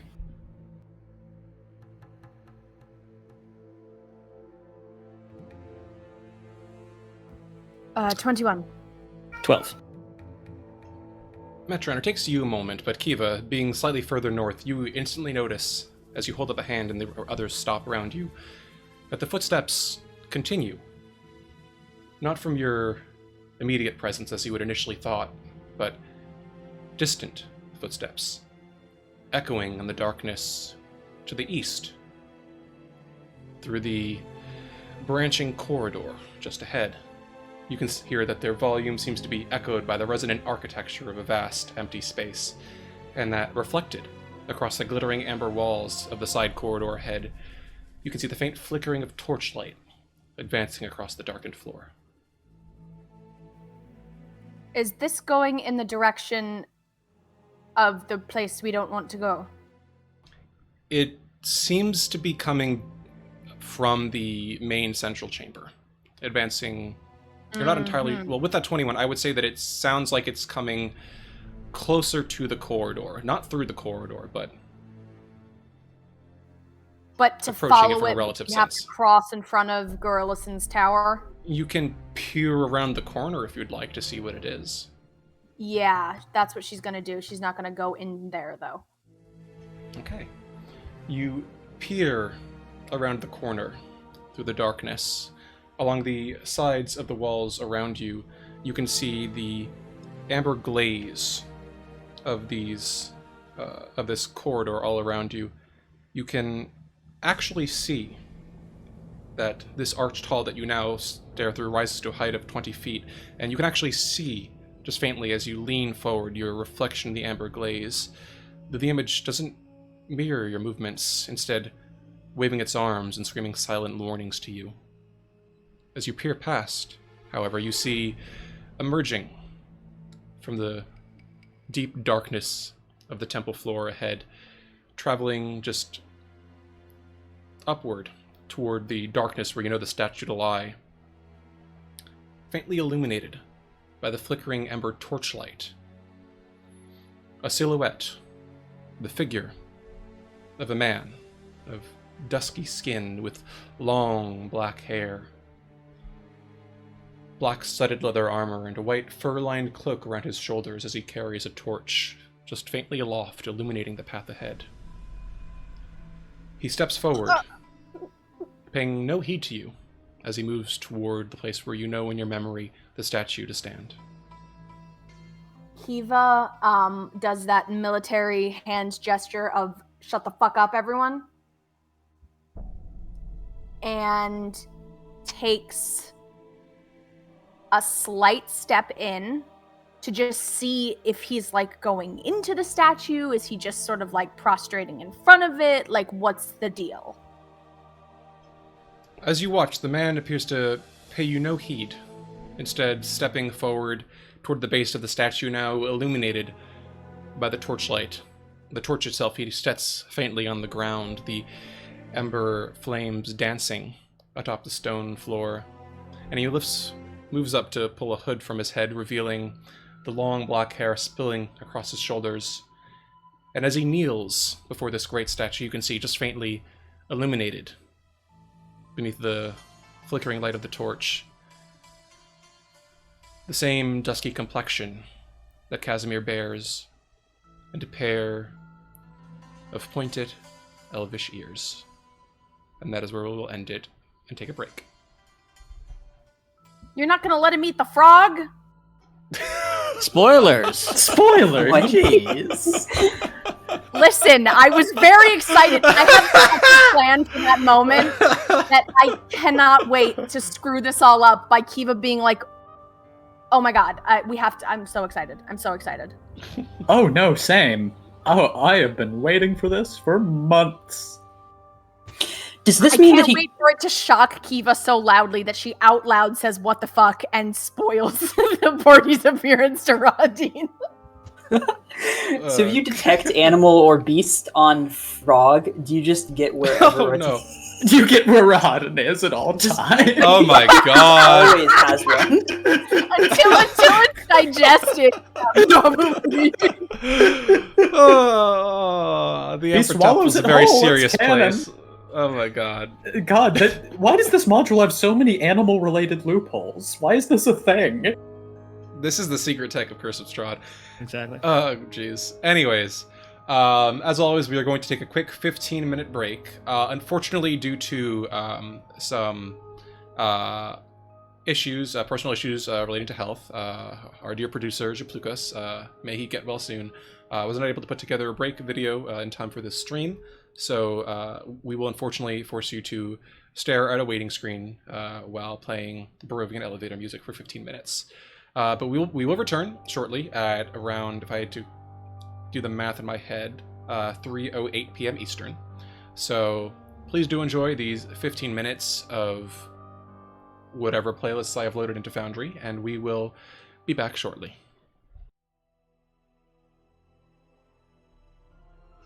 Hello everyone, and welcome back to Twice Bitten. So, thank you all for your patience. As always, before we get started, we just do have some few quick announcements to get through, and then we will get back to our adventures in the Temple of Amber. As a reminder, again, we will not be here next week. We'll be back 2 Saturdays from now. So not August 28th, but whatever the date is in September corresponding. Additionally, as always, thank you to our sponsors for the campaign, Foundry Virtual Tabletop, as well as The Forge, which is an integrated hosted service for Foundry VTT online games. Highly recommend you checking them out. They make for a great platform for running and hosting virtual games of D&D or whatever TTRPG your nerdy heart might desire. So, be sure to check those out. Twy. Welcome. Today, we offer you a great gift if you would choose to accept it. Twice Bitten D&D on Twitch. If you take in this pact under the great Lord Twitch Prime, then you receive power. Powers you've never known.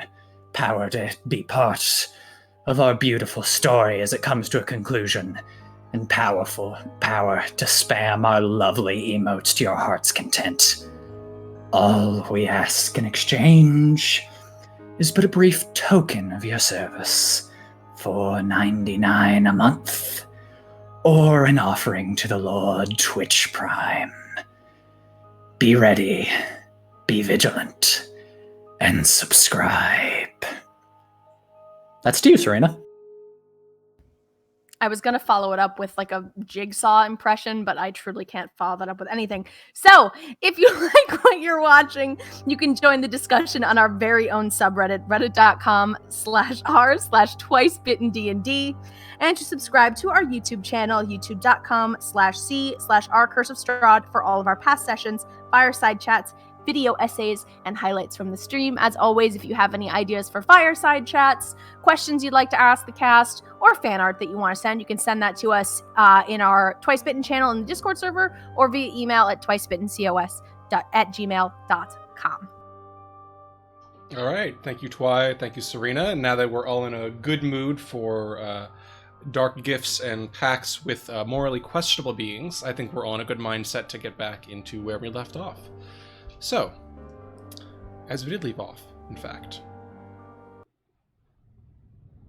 on the lower floor of the Amber Temple,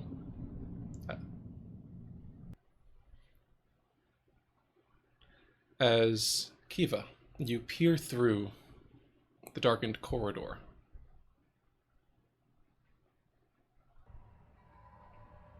You can see the dusky-skinned elven man kneel before the statues, illuminated silently in the flickering embers of the torchlight, and remain there for several moments.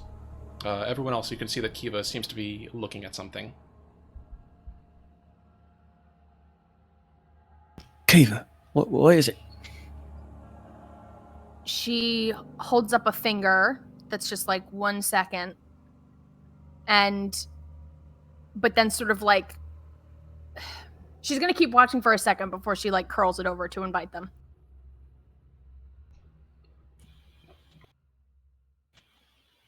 Okay. Casimir steps closely forward, peering around your shoulder, and then grabs you on the shoulders, tugging you insistently backward as they're trying to pull you from view. You hear a soft gasp of horror from behind you. Kiva, like, oh man, probably shouldn't have just grabbed her. Kiva, like, exhales. It's sort of like between like a gasp and a yell, and like turns around and like pushes him off of her. Like, don't fucking touch me. He stumbles back, his eyes wide, and then remembers quietly, "I'm sorry, please." What? You can't. Who is it? Cass, what's going on? Please, just step away from him, please. I can't. He's probably just another one from the Vistani camp. No, Aerith, he ain't got no place there anymore.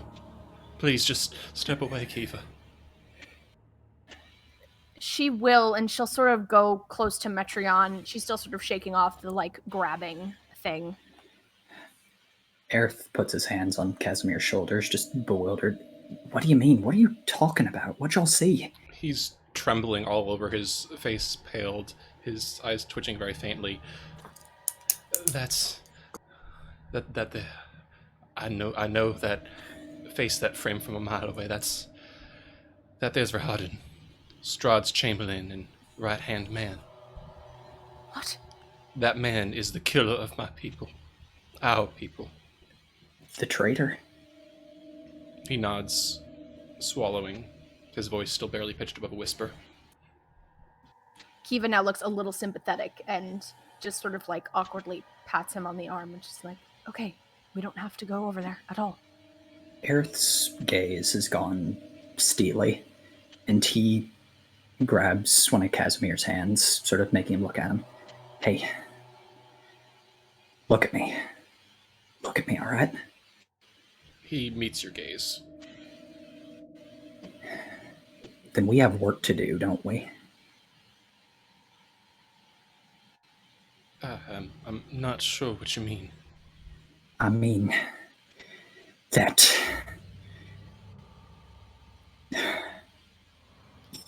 that the murderer, everything you have ever loved is right there. And you have people here to make sure that you're not dealing with it alone.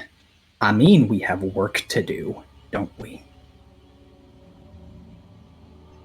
He swallows again, licks his lips, his hand trembling again.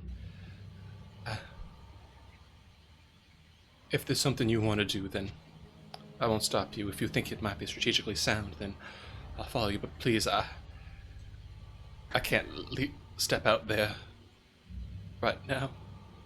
Aerith Aerith's eyes go soft for a moment. Then, can you give me a spell? That invisibility shroud you do. When I'm ready, can you gift that to me? He shakes his head. I didn't prepare it today. Damn it. Shh. All right. He looks at the others. All right, well,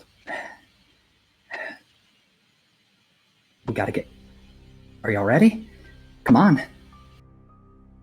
Ready And as soon as he does that, Kiva, you hear out of the corner of your ear, echoing through the corridors of the temple, what sounds like a very strangled croak.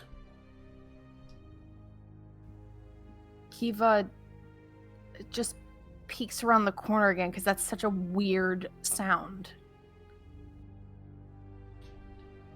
You turn and kind of peer around the corner toward where Rahadin kneels upon the stone floor of the temple, and you can faintly see he's kind of hunched over, still kneeling on the ground, and there seems to be something in his hands, though from the way that his back and his shoulders are turned to you can't quite see what it is.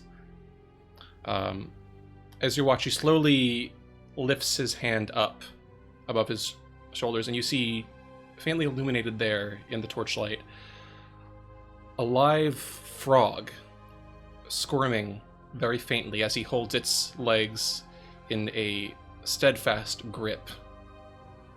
It croaks again somewhat pitifully as he eyes it balefully for a moment. You see before him, illuminated in the torchlight, the darkness of the temple around.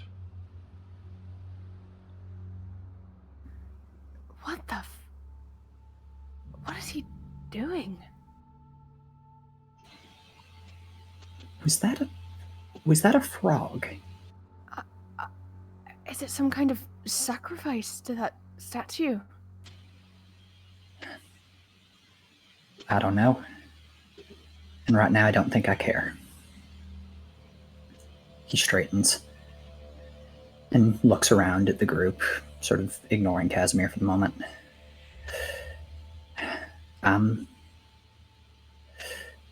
There's a tremble in his voice, but his eyes are steady. I'm about to do something very stupid. You're free to follow me, or you're free to not. Your choice. Kiva, as Erthrendir says this, you watch as Rahadin tilts his head back, appears to open his mouth, and swallows the frog in a single gulp.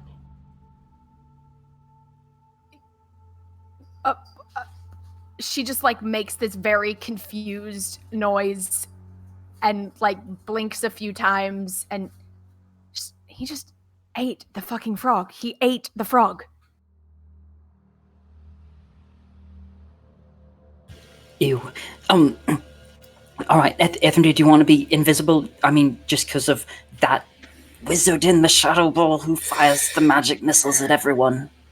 Aerith looks at her and nods, and any inspiration you could give me would be much welcomed.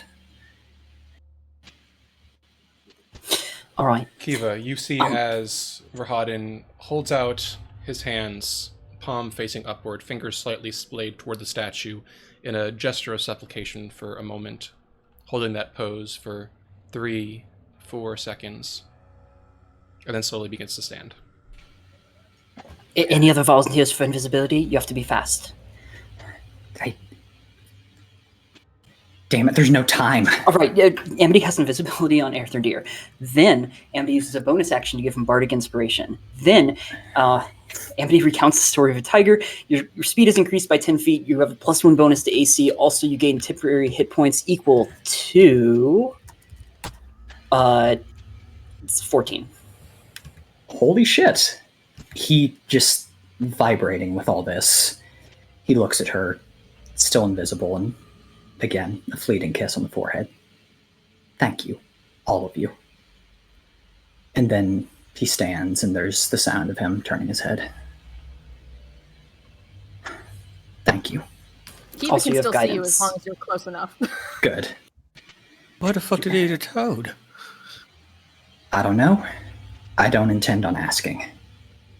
And then there's the shimmer and the sound of stomping Vistani feet as the dancing song of haste wraps around him. The Are magic you casting of the this under normal invisibility or greater? Because I don't recall Amity knowing greater. This is normal invisibility. So it might have to not. It might. Would you like to cast haste before that? That's fine, Yes, just for please. sequencing. Very good. All right, Alright. I'll say you cast haste immediately before the invisibility spell. And then he looks at the others. Thank you. And then he's gone. Just a blur of speed racing across the floor.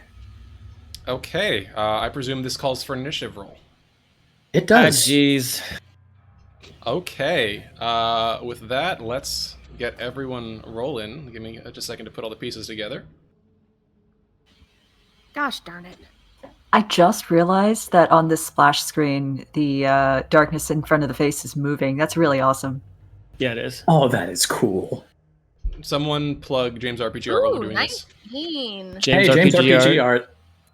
You're great. You can get all of his artwork on Patreon, both the still and the animated versions for your own game. All right, let's get... Oh, and I suppose we'll roll for Muppet as well. If Amity wants to get that. You said it was 14 points of temporary HP, Linus?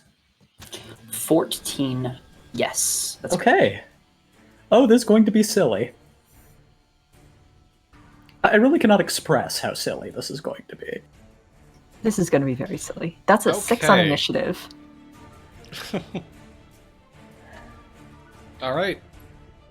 With that, Earthrinder, you were blurring out into He is... the temple.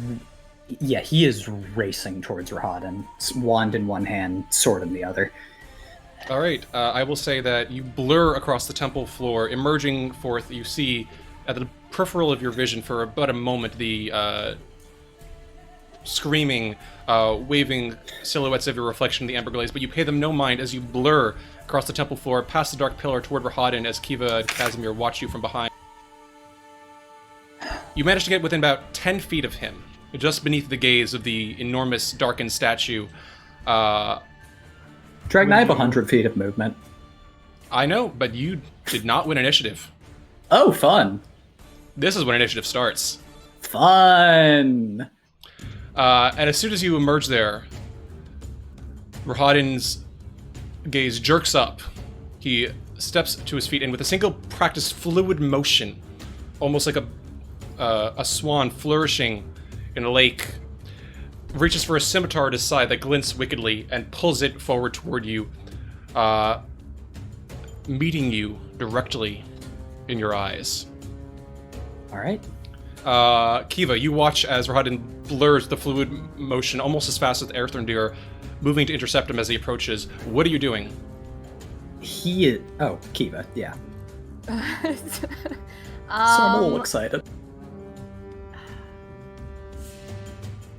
Man. Yeah, hold on one second. I guess she's just gonna get within 40 feet. And I think just... Can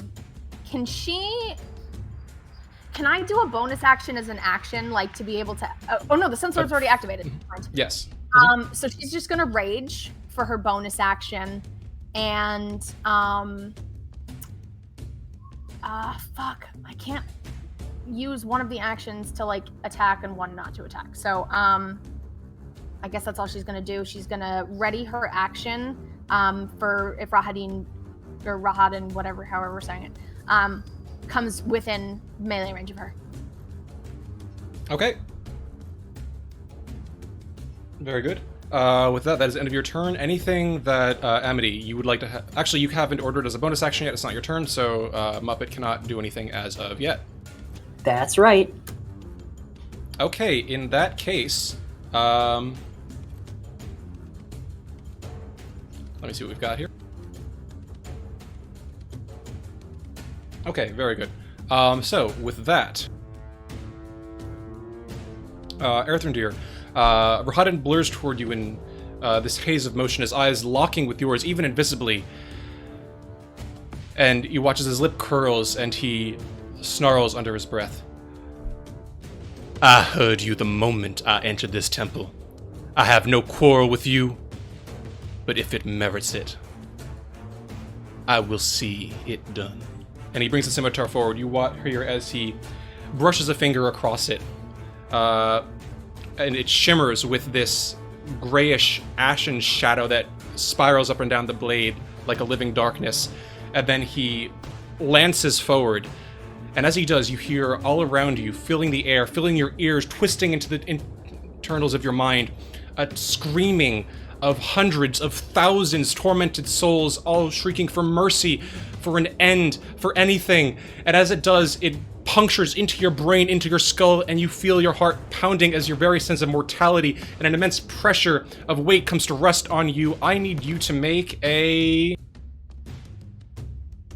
wisdom saving throw for me, please. Hoo boy. DM? Actually, aren't both of those bonus they're actions? both. Yes. So in that respect, it will not happen this turn, but you can still hear these voices screaming. Yes. Is Kiva out of range of them, or no? Does she hear it? You do not hear them.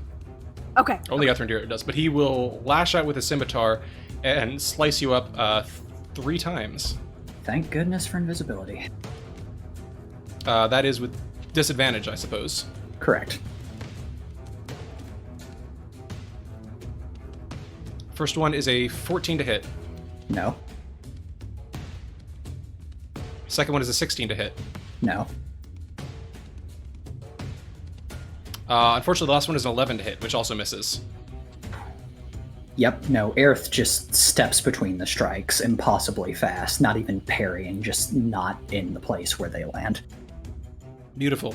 He grits his teeth, catching a faint... his eyes following you very faintly with a slight bit of lag, and you realize that he's pinpointing your movements, not by sight, but by a perfect sense of hearing, as the sounds of your footsteps twisting and dance across the floor lead his gaze to follow them a beat after. You hear a soft chuckle. Fast footwork. Won't be enough to save you, but a respectable attempt. That is the end of his turn. Amity, you are up. Amity is up. Okay, Amity is going to move closer, giving an order. Muppet, just get like right here behind the corner in case we need you as a bonus action. And seeing that she's sort of within line of sight right now of that horrible black sphere on top of the statue, she's going to use the dash action just to finish her turn, huddling behind this wall, not in line of sight of it. All right, very good. Is that the end of your turn? I used so many actions, that's the end of my turn. Very good. All right, Irina is up. She will take the dodge action where she currently is. Ismark will stick by her. Earthrendir, you're up. Your quarrel with me is in the screams in my ears. Nothing more and nothing less. As he raises his wand, aiming it point blank at Rahadin's face, and conjures the most powerful fireball he can muster. Okay, this is aiming to hit Rahadin with it? Yep.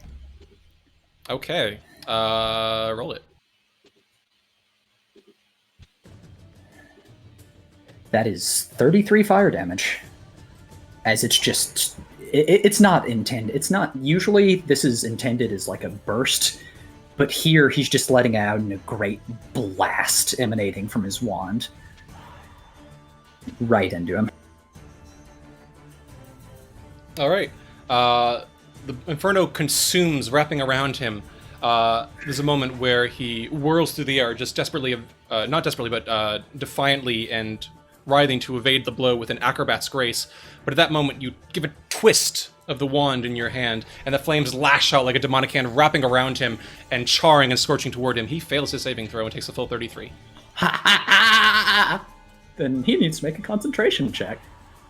So he does.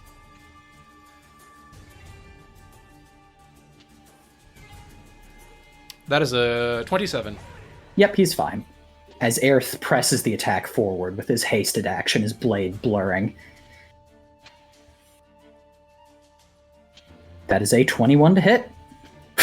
for maximum okay. damage. Beautiful.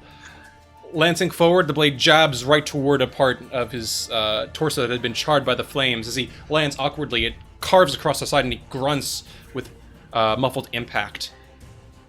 I'm going to. I believe the invisibility is long since gone by this point, right? It's gone, yes. Yes. I'm going to give you my justification, sir.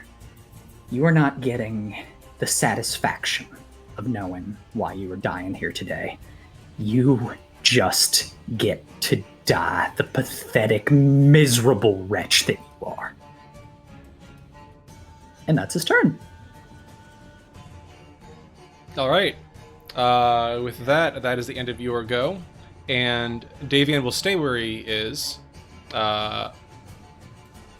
Casimir kind of panicking slightly, looking at Metron like, what should I do? Metron shrugs. He doesn't know what the fuck to do. They're fireballs. Kill him. Kill him. Right. Right. He nods, steps forward, raises his own wand, and then sends another fireball spiraling through the air directly toward Rahadin.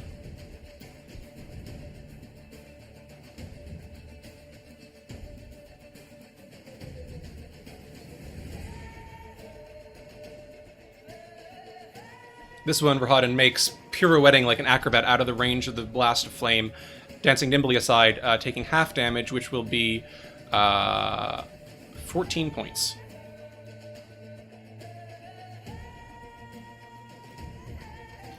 His gaze passes over your shoulder, Erthandir, past you, Kiva, and meeting Casimir's eyes with a faint sneer and a wrinkle of his nose, almost a shake of his head, and then he fixes his attention back on Erthandir. So, you're fighting others' battles now, are you? I am fighting my own. Alright, that is the end of Casimir's turn, who will step back into cover. Metron, you're up. Oh god. Yeah.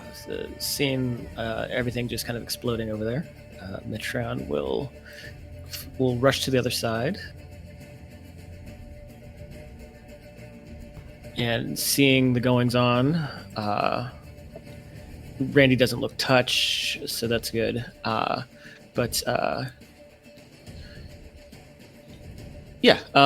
So he runs over, and as he does, just unconsciously, slaps against the wall. And I'm going to go ahead and cast Toll the Dead. Okay. Oh, are you kidding me?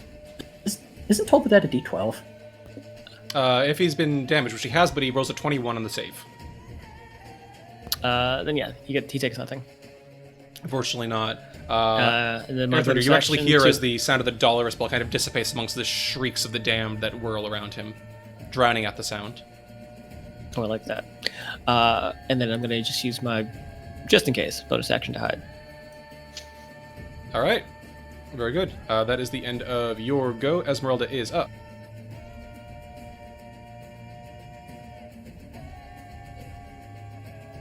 She dashes up toward Kiva, glancing toward with wide eyes, her curled hair kind of bouncing over her shoulders. She's already pulling her rapier out of the sheath with the hand axe not far behind.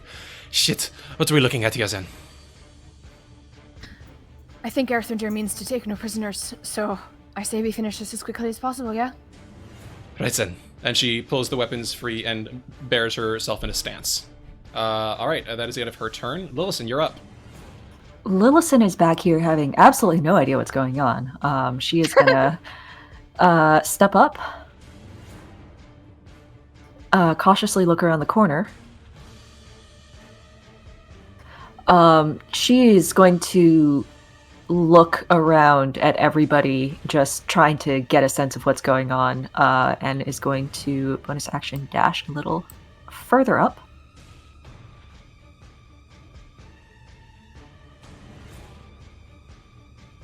And trusting that, like, somebody will tell her if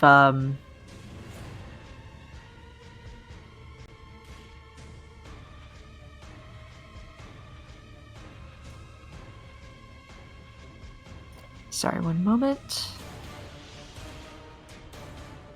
Yeah, trusting that somebody will tell her if she is doing something incorrectly and just making an assumption otherwise, she is going to cast Acid Splash at Rahadin.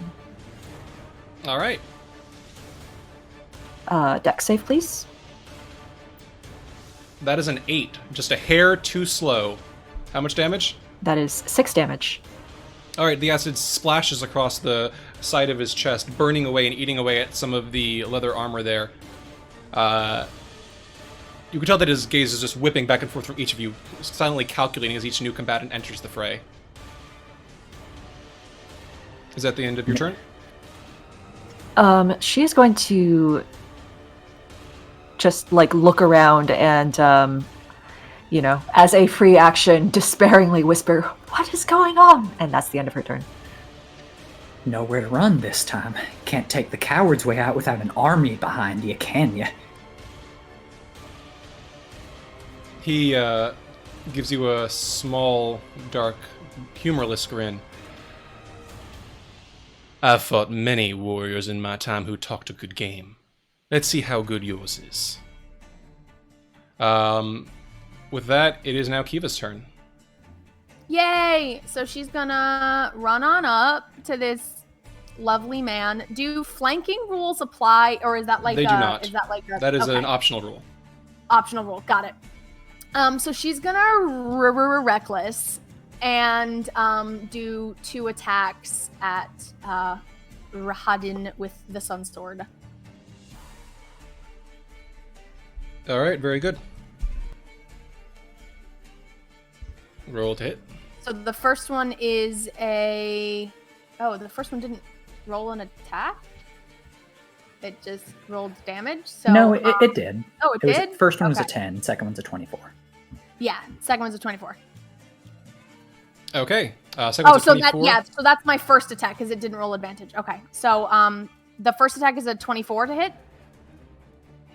That will hit. and it does 13 radiant damage, and then the second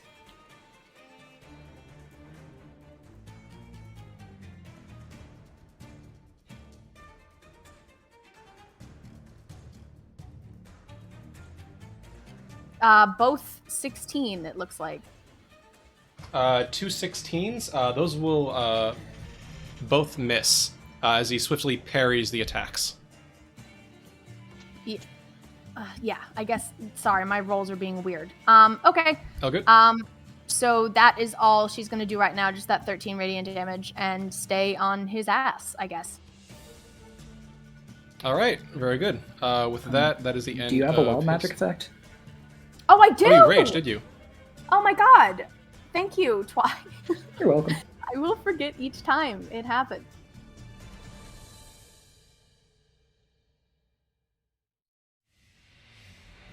Oh my god, it's her pixie friend!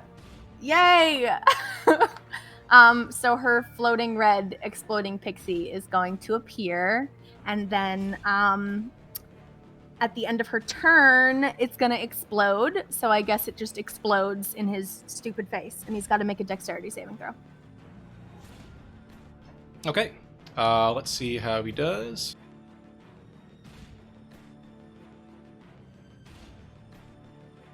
That is a 12. The DC is 12. All right, he passes the DC. Does he take any damage? No. It's okay. All right, he that's immediately fine. latches onto it, his eyes locking with the pixie, and brings up his scimitar, shielding himself from the brunt of the blow as he tumbles just out of the radius. All right, anything else on your turn? No, that is her turn. All right, very good. With that, next up, I believe, is our Muppet. What is Muppet Yes. doing? Acceding to the orders, he is going to jog forward and smoothly press his face against this small statue of a weasel. Okay. Very good. That's the end of his go? That's the end of his go. Okay. With that, it is now Rahadin's turn. He gives you a silent look, holds up a hand as you watch whispers of mist swirl around it. And he murmurs, "You might be aiming to finish another man's job, but can you finish the work? Or do you not have the bite to see it through?" And you watch as he vanishes in a wisp of curling fog, reappearing 30 feet away. As he will cast Misty Step.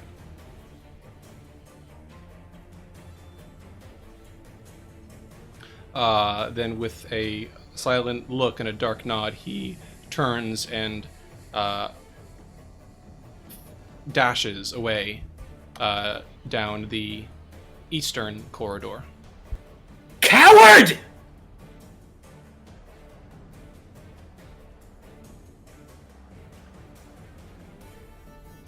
All right. He is out of sight for the moment. That is the end of his turn. Amity, you're up. Oh my god, you suddenly made my decision super difficult. Okay. Amity first uses the column creep strategy, moving up to this column. Can she see, like, the general location that she knows Rahadin must be in, given his running direction, or is it just, like, a total scam? I would say you can hear his footsteps. So you know that he seems to have probably headed southward. Once he reached the corridor, he's vanished from sight, though. Would he be at most 90 feet away? I'm asking because I have a spell with range 90 feet. Does it require that you can see someone? No. What's the exact spell? Can you put it in chat? Confusion. It's the 10-foot radius sphere centered on a point within 90 feet. I would say you need to have a direct line, an unbroken line of effect, right? So you can't go through walls. Oh, okay. Well, in that case, yeah, I don't know where he ran off to. So Amity is just going to dash over in the middle of her companions. Do you know where he is? I can teleport us if you do. Otherwise, I don't know, you're fast. I think by the time she has asked this question, even though, like, initiative-wise, Erthrindir is already halfway down the corridor. Yeah, probably. There is not a listening bone in this body right now. Get back here. Actually, don't get back here. It's Irina's turn. Irina will make her way slightly forward, but will continue to dodge. Ismark will do the same. Erthrindir, you're up. Yeah, no, he's not even looking back. With the... I cannot... Between the haste, the magic of the Blade Song, and Amity's own inspiration, like, sending him forward, I really cannot stress how fucking fast he is moving. Sorry, do you still have any of the temporary hit points? I have all of them. Oh, okay, yes. Wow. Okay, then you can move, yeah. As he rockets across the floor. And... oh my god. I have 100 feet of movement. I have exactly... As you turn around the corner, let me describe what you see. Please do. The walls and ceiling of this great hall are coated in amber that glistens like fresh honey. Dust covers the black marble floor, and to the north the hall is collapsed, leaving a wall of rubble. Many amber doors lead from this hall, but standing in front of the south door, next to Rahadin, are three ugly women in tattered black gowns with brooms and black pointed hats. Oh boy. Did we remember that these guys were here? I never met them. Yeah. We're just going to make this following decision all the more morally dubious. As soon as they turn toward you, Rahadin's gaze latches toward you and gives a small, almost imperceptible nod. The three women shriek with fury, and you watch as the brooms that they carry sweep forward through the air toward you as you're at your approach. Do you continue forward? First, he has a spell he likes.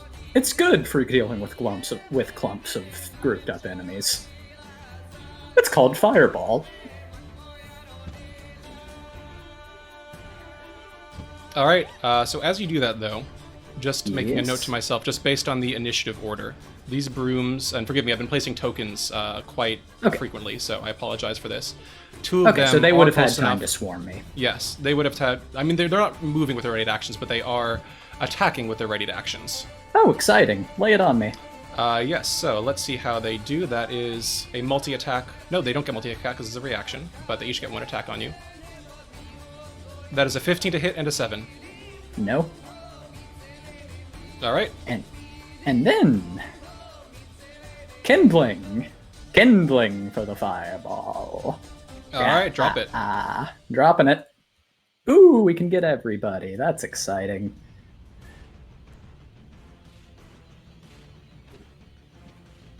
As Aerith just spins on the spot, almost not even reacting, not even moving. Oh, wait, I can... I can't. Yeah, I can move that up one more and hit that broom to hit all of them. I do that. I just can't move it. All right, all good. Okay, oh my god! The top 2 brooms fail, the bottom one succeeds. That is 18 fire damage on a 4th level fireball. Dang. Shouldn't it be top 3 brooms if you're trying to move up the Yeah. template? I meant to. Yep. It's all 2 of of them are burned, charred away in the embers. The witches... That is a fail, and a success. So the one on the 2 on the left are incinerated instantly. All right. The one on the right takes half damage. And Aerith doesn't even stop moving as he heads for Rahadan.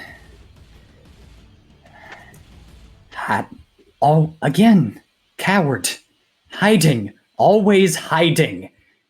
And he's slashing out with his sword. Hasted action. All right, go for it.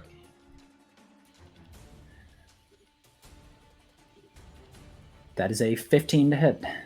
Miss. He sidesteps the attack with an almost dismissive expression on his face. You are not leaving here alive. He offers you a soft, dry smile. Cowardice. Is that what you call me? I can tell that you've never led men in the field of battle. Tactics are the weapons of an intelligent man. Brute force is the weapon of a corpse. Let's see which one you wind up as. All right, Next is it the end of your person. turn? Yeah. Yes, very good. Davian will continue doing his thing. Casimir will run forward, look, his eyes wide, and blurt out, Where's he gone? Where'd they go?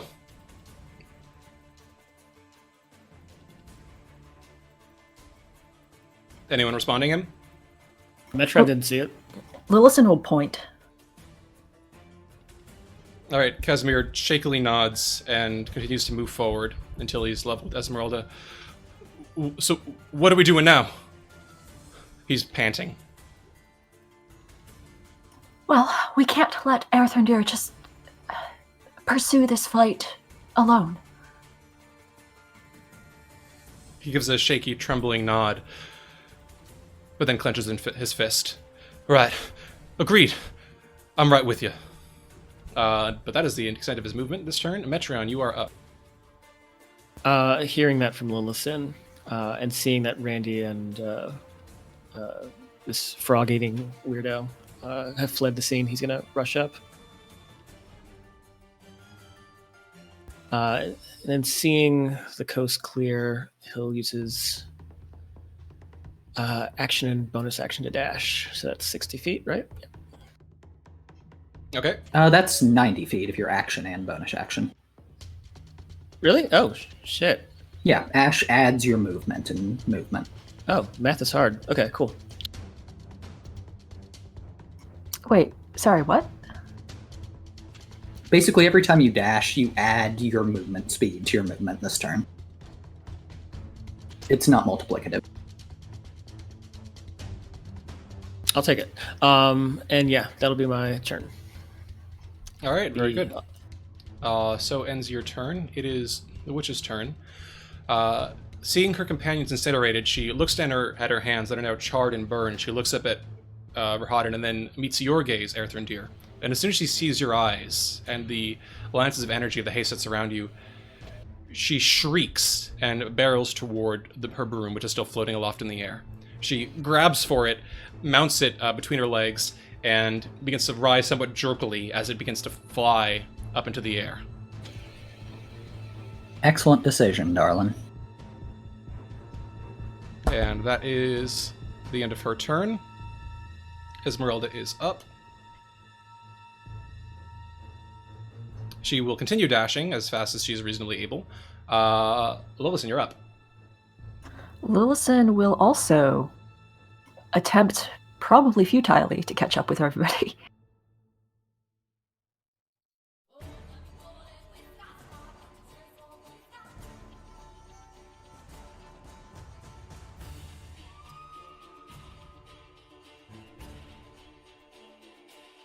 Whee! Just zoom in across the room. Yeah, that's her movement, her action, and her bonus action. All right, very good. That is the end of your go. Kiva, you're up. Everyone is running off to the east side of the temple. What are you doing? Yeah, I guess Kiva's also doing the same, Sonic the Hedgehog style. A blue blur goes past and ends up there, which is as far as she can go. And because that was her action and stuff. So she's just gonna, try to catch up next time, I guess.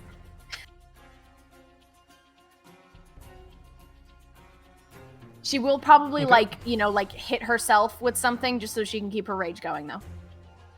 And take a point of damage. You can do that with your pixie. Oh yeah, fuck yeah. She's just gonna explode the pixie near her and take some damage. Okay. Great, she takes 6 points, she keeps her rage. All right, very good. That is the end of your go. With that, at the end of your turn, as soon as you finish moving into the eastern wing beyond, Amity, you hear a sudden crackling of what sounds strangely like lightning mounting into the smell of thickening ozone. Come on. From the statue to the north. And earlier. At that moment, you watch as a bolt of lightning lances out directly from the face of the statue. Let me just read this properly. Very good. And slams into Esmeralda directly in the chest. At that moment, 2 other bolts of lightning burst out from her back, slamming into Metron and Amity. I need both of you to make dexterity saving throws for me. This is what I'm talking about. This is what I want. Oh my god. Does no bolt leap from Esmeralda to Lillison? Sorry, where's Lillison? Yes, 1 to Lillison, please. You're welcome. Thank you.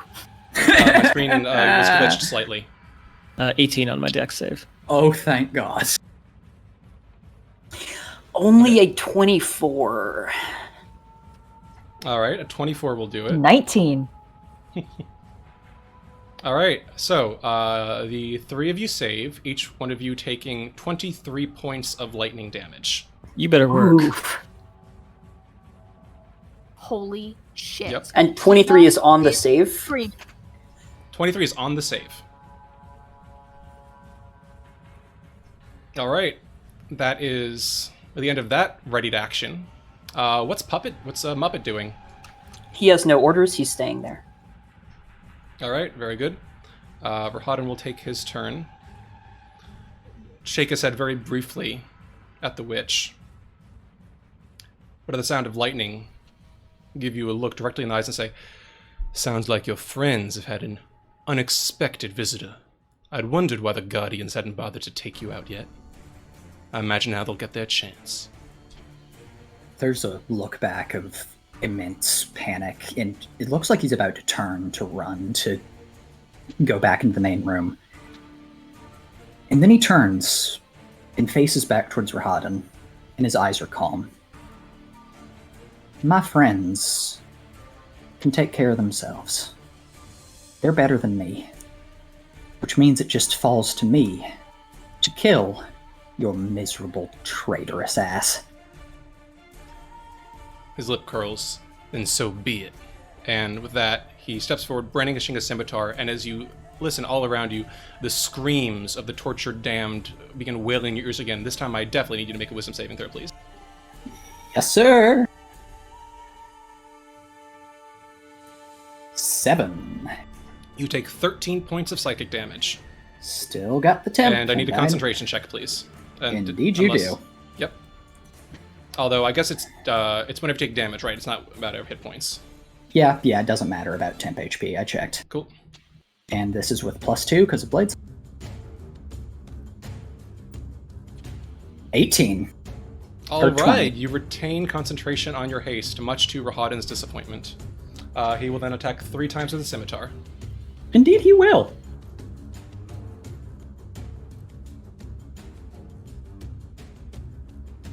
That is an 11, a 20, and a 19. All misses. All right. He bares his teeth, looking, for a moment, actually almost frustrated at the speed of your movements. Yeah. Sorry, but I'm afraid you're going to have to try a little harder than that. Arrogance is unbecoming for you. But that is all he will spit back at you. Amity, you are up. What would you like to do? I'm not arrogant. I'm up. How far are you down the hallway? And is he next to you or escaping the temple or what? She tries to shout to Earthrendir. There's a pause and then... Next to me. With me. Don't worry about it. Stay alive. I've got him. Amity runs up to Esmeralda. And... she is going to cast a spell. I guess this could be counterspelled even. So maybe I should be careful about how I'm phrasing this. You know how you might enter a wardrobe, go into a fantasy world. Amity opens a door in the air in front of them and invites Esmeralda through. This is a dimension door? Casting Dimension Door, 30 feet south of where, or 25 feet south of where Earthrendir is yelling, if she can pinpoint it that well. If not, let's say reasonable distance down that corridor. All right. The Dimension Door resolves. Okay. A reaction was used. Was this a failed counterspell? Oh my god! No, the reaction was not available, shall I say. Oh, because it Because of the- trigger. Yes! Okay. So, with that, Amity and Esmeralda are poofing away, dimension dooring toward Earthrendir. Is that it? Yes, and south of him, hoping to intercept the... Oh, hell yeah. Beautiful.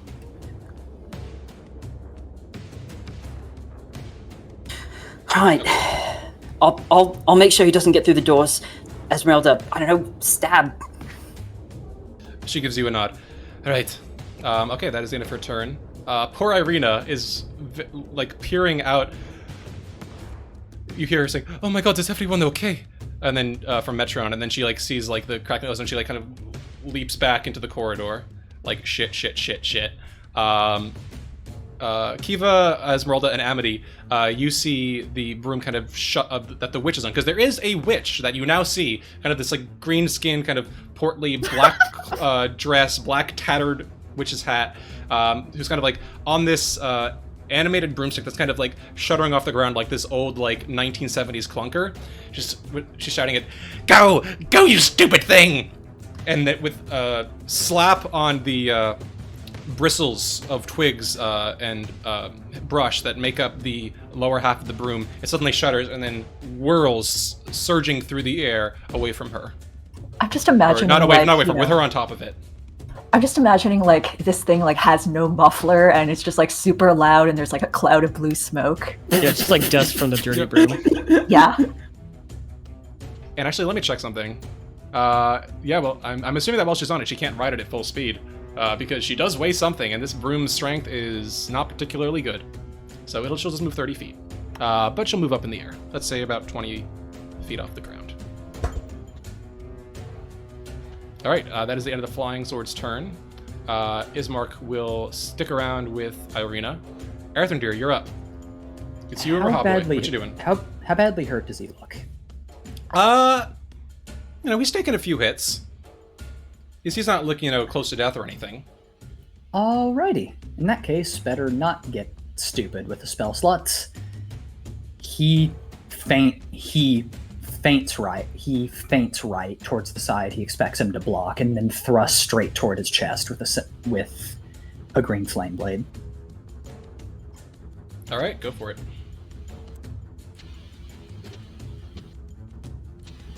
$17. Damn. A 17 just misses as he brings the scimitar up, deflecting the blow and almost like smacking it off to the side. All right, then hasted action, bring it around again. Okay. 4 and 11. He's got good defenses. I respect it. All right. He parries it again. Is that all you got? Yeah, he's focused. All right. With that, it is now Casimir's turn. Metron, you can hear going, shit. Oh, my gods. And he, just looking around, pale, suddenly whirls northward over the rubble to the side of the statue, out of sight of its darkened face. What's he going to do?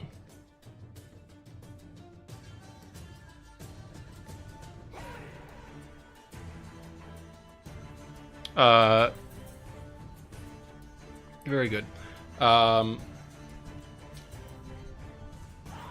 right, let me just see something real quick about the sight lines here. Okay, excellent.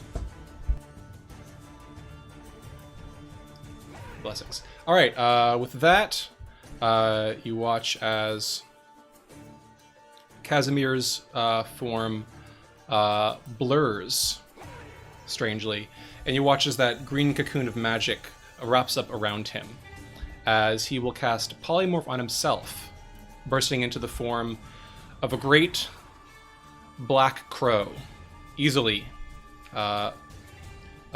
nearly more than a dozen feet from wingtip to wingtip. Its face, its head shrunken back so you can actually see the bones of the bird's skull poking through with hollow dark eyes, the wings curled like claws at the very tips. But he takes himself almost unsteadily for a moment and then begins to flap those great wings, lifting off into the air. And that is the end of his turn. Metron, you're up. Metron, as he's running, will look back and see this giant, undead-looking crow and freak, and keep running. And as he does, and just as he's running by Lillison, you see there's that familiar corona of kind of white golden light, and he doesn't even acknowledge you, but there's his body flashes, and you get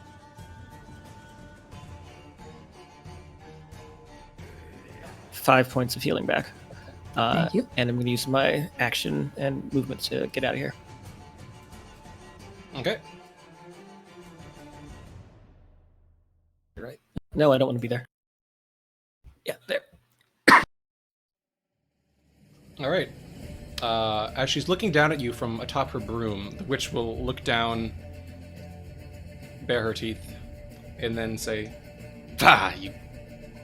And she will, with a small bit of... Actually, you know what?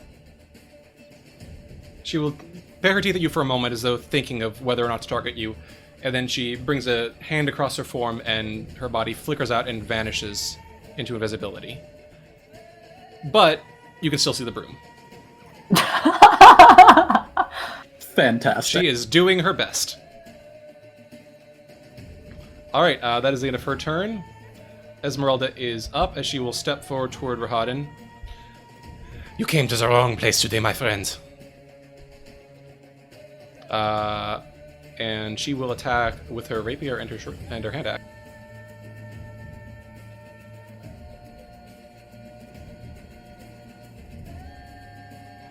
Hitting once, dealing 7 points of piercing damage. The Rahadin easily evades the other 2 of her flurry of blows. He looks over her, his eyes searching. Potential, perhaps, but not nearly what you think. That is the end of Esmeralda's turn. Lillison, you're up. Okay. I'm first going to say that Lillison, up until about 2 in-game seconds ago, had staggered really hard after that lightning bolt, and is still kind of sizzling even after Metreon has healed her. But she's climbing to her feet, and she's looking around, and how heavy does that broom look? The broom? I mean, it's a broom. Yes. It's heavier than Mage Hand. Actually, no. Let me. I'm gonna say Mage Hand. I'm gonna say Mage Hand cannot be used for these kinds of attacks. Okay. I'm pretty sure that's in the rules, but I'm looking at the rules, and it's it has its weight, but it also has its own metaphysical force and inertia, and that counts as weight when trying to handle it with a Mage Hand. I will say. Okay. It can resist you. Okay, just not sure whether this was like technically a magical object or whether it was like an object that got animated or something. It is actually its own entity. Okay, in that case, unfortunately, I would have to see the witch in order to do the double acid splash. So there's just a single acid splash on the broom. All right. Dex, please. The broom will try to avoid your acid. That is a 13. That's going to be 4 acid damage. All right, you hear a soft shriek from atop the broom as you watch as the hissing green, bubbling liquid tinged with these blood-red streaks begins eating away at the wood of the handle, and it begins like dipping lower and lower in the ground, kind of crackling with arcane sparks, smoke billowing out from where the acid's eating away. You hear the witch's voice say, "No, no, stay aloft, you damnable thing! Fly!" And then Lillison is just gonna, casually move over here. Very good. Yeah, and she's gonna take a look at what's happening, and does Kiva look like she is about to rush in and attack? Yes. Okay. Lillison is going to just, take in what there is to see right here, and then she is going to say softly to Kiva, "Upper right shoulder." And that's her turn. Very good. Let me check something real quick.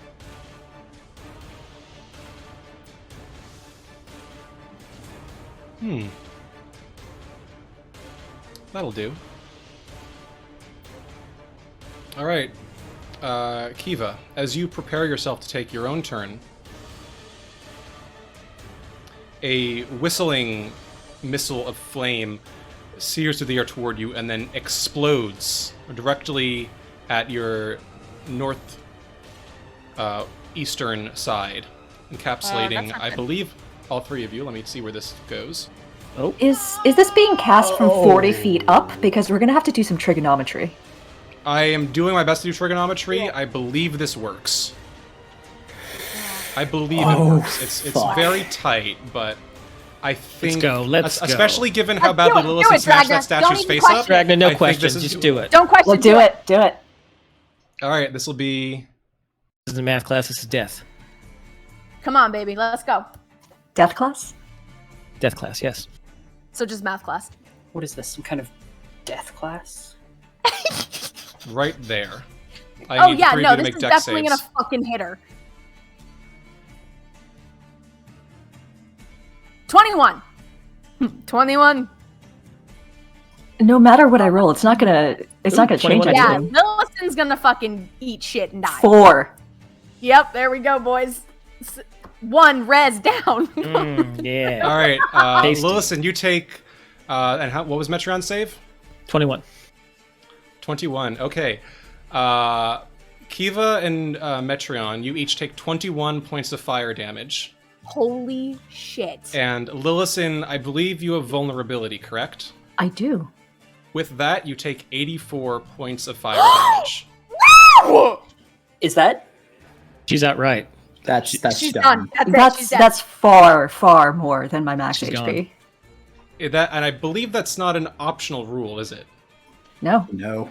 No. No, All right. that's in the she's done. All right. With that, Kiva and Metron, as the fires lurch around you, burning, licking at your flesh, you don't hear a sound of a scream so much as the sound of what sounds like paper going up in flames. What does Lillison look like in those final moments? There is, for a moment, a look of surprise, a look of spite, a look of what might be fierce joy as the fire roars up behind her and her shape is illuminated in white light for a moment. And then that light collapses in around her and she's just gone. Kiva lets out the most deafening, blood-curdling scream. And she's just got, she can't even, breathe. Metron's the opposite. He flung himself back and covered himself as much as he could in his oversized trench coat, trying to avoid the flame. So I'd say he doesn't know that she's gone until his turn. Because Kiva was directly facing Lillison, and, yep. Yeah. All right. And as the fire fades away, you see Lillison's body limp, small, and looking so fragile, burned and charred upon the ground as smoke billows from her clothes. Kiva, it's your turn. So free action, just that scream just continues, and she just looks around the room and looks to Metreon and just says, cover her, and then runs in to Rahadin and is going to make both attacks recklessly. All right, go for it.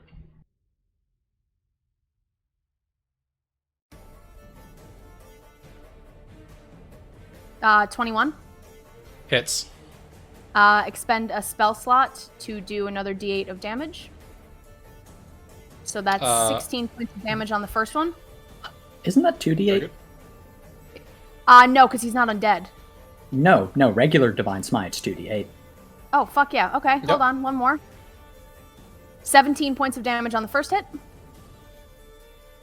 Very nice. And that's a 25 on the second hit. Yeah, that'll hit. And we're going to do another 2d8. So that's 7 and 8 is, what is that, 15? 15. 15 damage.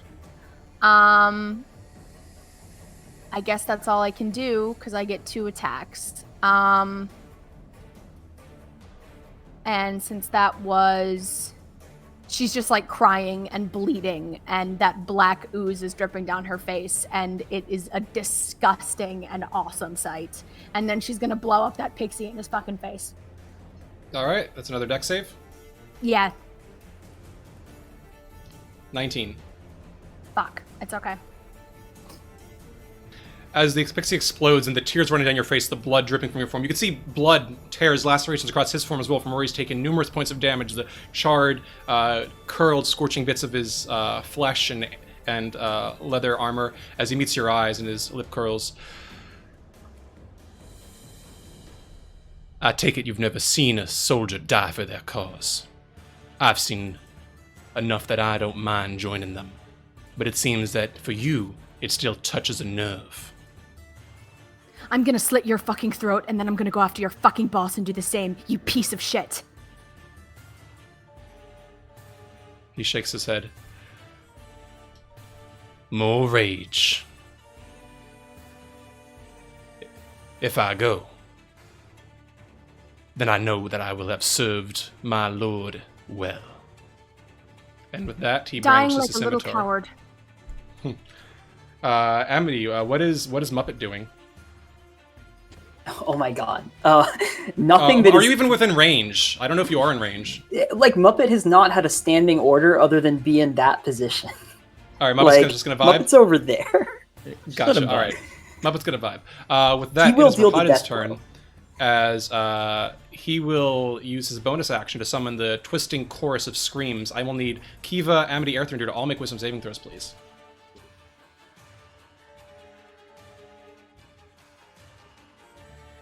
5. That's a 7. All right, Actually, 15? Yeah, no, it's a 7.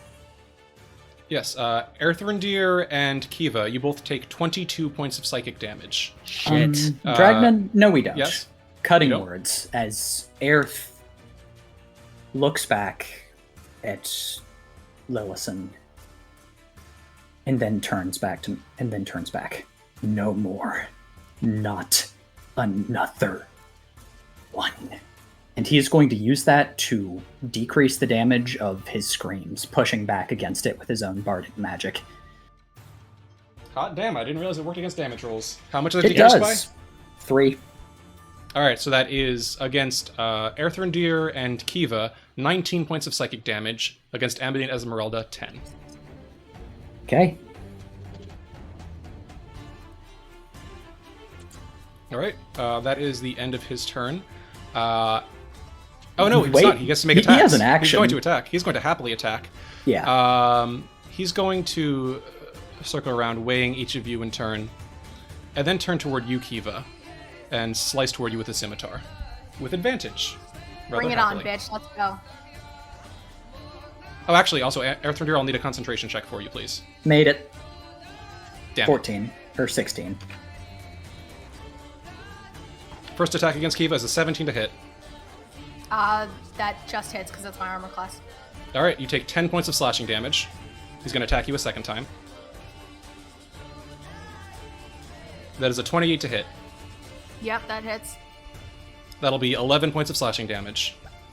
Reduced to what when it's 11? Oh, sorry, no, sorry. 5 or 10 reduced to 5, 11 reduced to 6, so a total of 11 that you've taken. Great. Okay.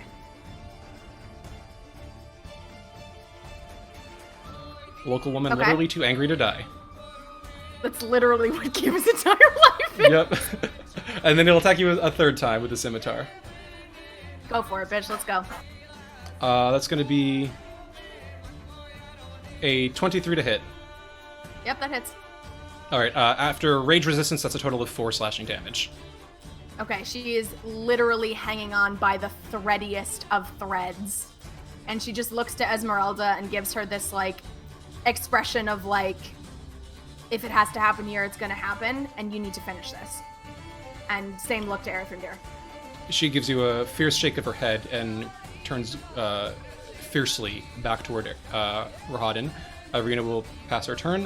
The broomstick will continue to weakly putter the witch out of the room. It is doing its best. She is now out of sight to everyone other than Casimir, I guess. Or at least her broom is. She's still invisible. I Earthrindir, really, you're really up. hope that Nephron's just gonna like zap her off the broom. Unfortunately not. They got in here somehow. How bad is Rahadin looking now? He is looking pretty beat up. Pretty bloodied. Totally not having a good time. Okay. This is not ideal.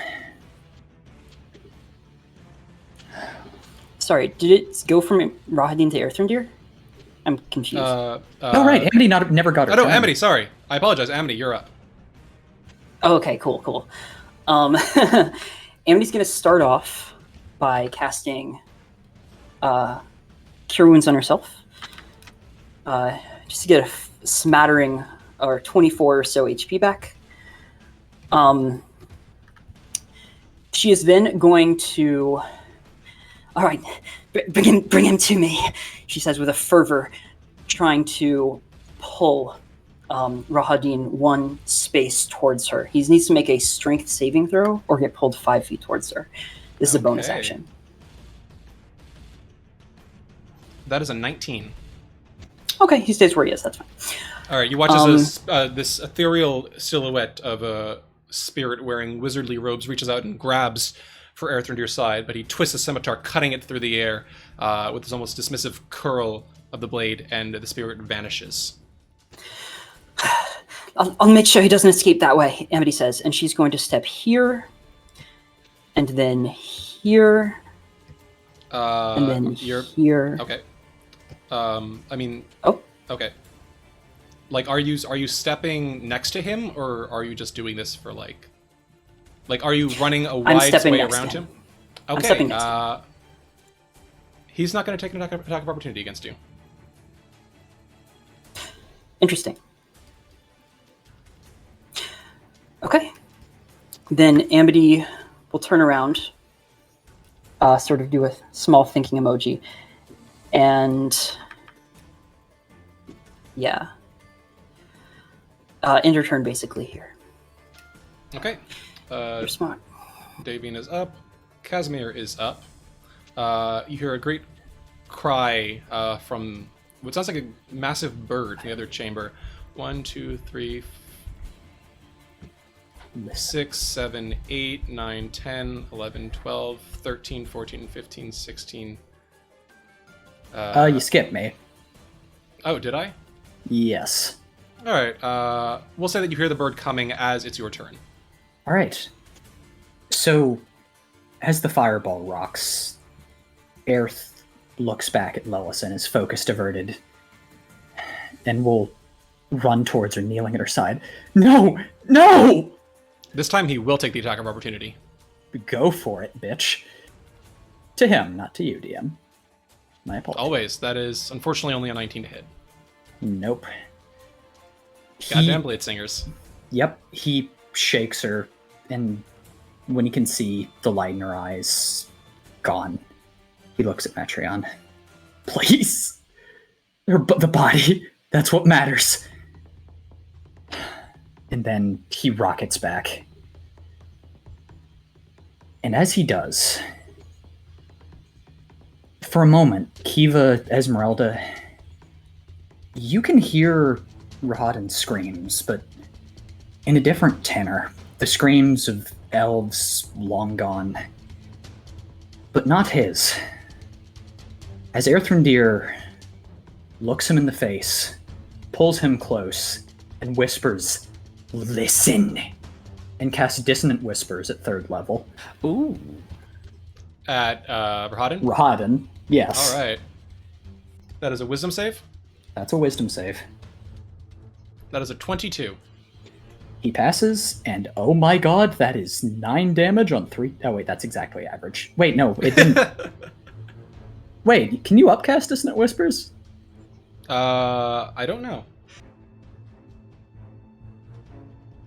Let me... I don't think so, because I have this spell in another Yes, game. you can. Oh yeah, you can. Okay, so up to 5d6.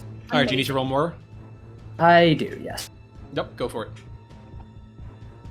Okay, 2d6 for 11, so 20 total, so he takes 10. All right, he will quite happily do so. All right. And then he brings his sword around. Stabby stab.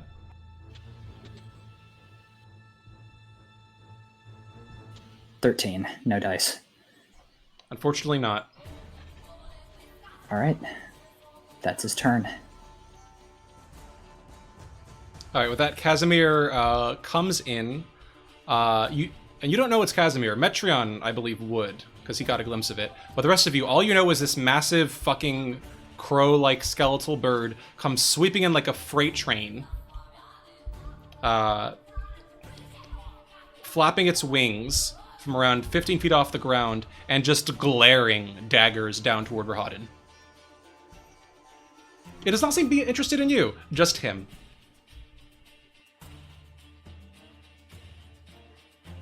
And that is the end of Casimir's turn. Metreon, you're up.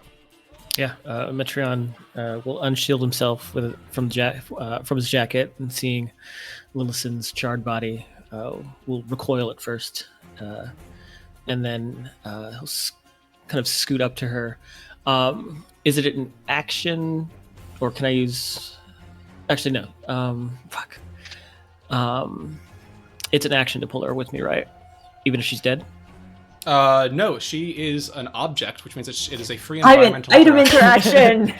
We're objectifying. Congratulations, Kaya. You're an item interaction. Fantastic. I hope you're happy. I am. I'm pleased. So I'm going to. So that doesn't have my movement then, right?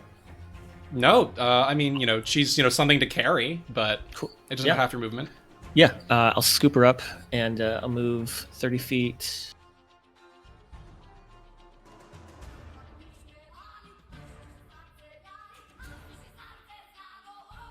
Here, and then just gonna bonus action dash to the corner. All right, where are you pulling me? Just down in the corner here of the corridor. And then as my action, just kind of still burning with a bit of that radiant anger, I'm going to go ahead and launch a firebolt at little Rahadin. All right, go for it.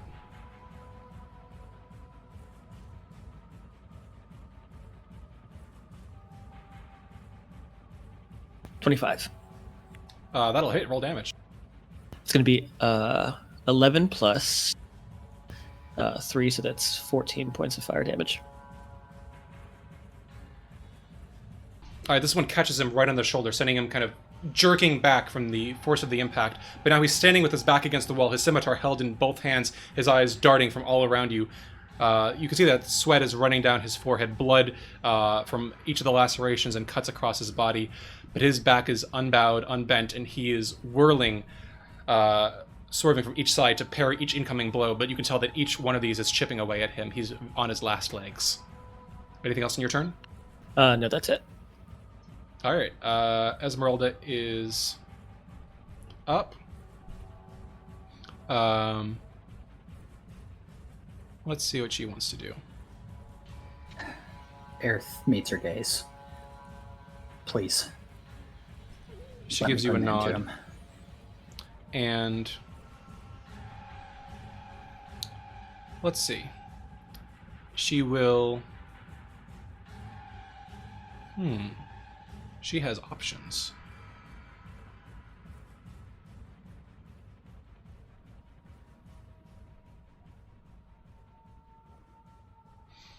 She's going to lash forward toward him, attempting to grab and grapple him. That is a 20 on the roll. And Rahadin rolls a 9. She grabs him around the wrist, hauling him back, pulling her forearm just around his neck, his eyes bulging at the sudden point of contact as she whispers, "My friend has some words he would like to say to you." That is the end of her turn. Lillicent is dead, and she will continue being so.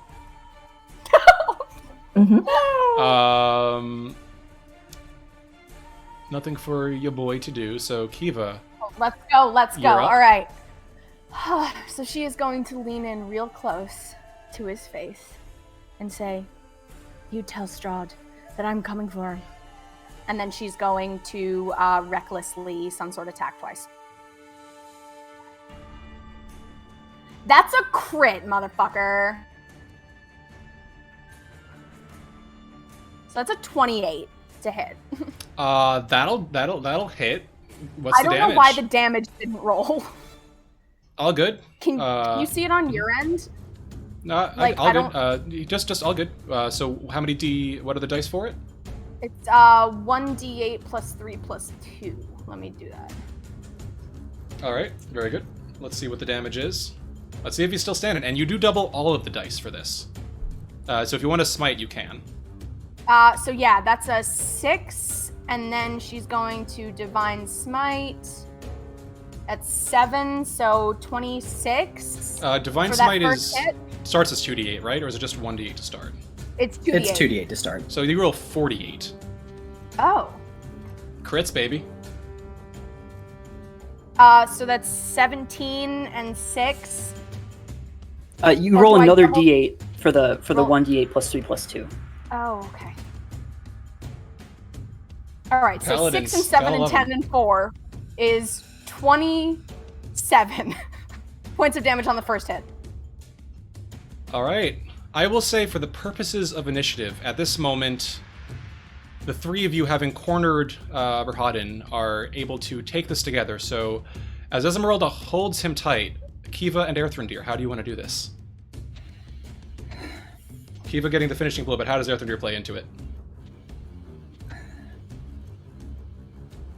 As Kiva stands with the sun sword raised, there's a flash of something like that sort of blood fury and disappointment, and then it clears and he looks at Kiva and smiles and tilts Rahaden's chin upwards.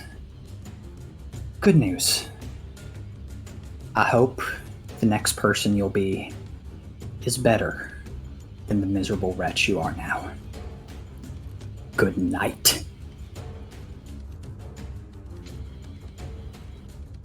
And then I think the sun sword falls. How does Kiva want to do this? She is just going to look him in the eye and say, well, I guess you won't be telling him that we're coming for him. And she is going to just slice clean through his fucking neck. Just All right. cleaving and cauterizing as she goes. You watch as in that moment the head is lopped from the shoulders, tendons, muscles severing in an instant moment of blazing radiance, and as it goes spiraling off of the head onto the floor, the body's shoulders tighten and then slump, the whole thing collapsing like a puppet freed from its strings, the head rolling and rolling across the ground, its eyes glaring balefully toward the three of you, before slowly the light fades, and a final exhale leaves the mouth as the screams around you slowly fade. May I We're ended request for today? May I request that this corpse be left intact for mechanical reasons, or is I the will say head that already locked You can off? put the head back on. You can put the head back on. Okay, because I have plans for this one. Well, we can address those plans next session, Oh my god! as we will be finishing this off for today. Boy, we picked What one to happened? leave for 2 weeks. But what happened to the toad? We saved it, right? It is still in his stomach. But I mean, Pop out? I don't know. Maybe because like Kiva cauterized the wound, so that kind of maybe sealed it up. I don't I know. mean, we can just... We'll find out next That's time. fine. So, we picked one to end on. Uh-huh. Kaya, congratulations. Thank you. Second job. time this campaign. That's really Love to see something to it. be proud of. I am very, very proud. Thank you all. And Kiva, Yeah. congrats on killing that bastard Rahaden. Yeah, Oh, she's congratulations. coming for Strahd. Oh, Oh, it this was is beautiful. gonna be good. This Strahd's is really gonna going be to real be good. happy with that. Yeah, I hope so. She's gonna rub it into his face too, about how much of a bitch he looked when he died. Love it. All right, well, thank you all for coming out this week. As always, we will see you not next week, but the following Saturday. So, until next time that we see you in the mists, beware the dark deals of the vestiges of the ancient, and take care. And don't swallow frogs whole.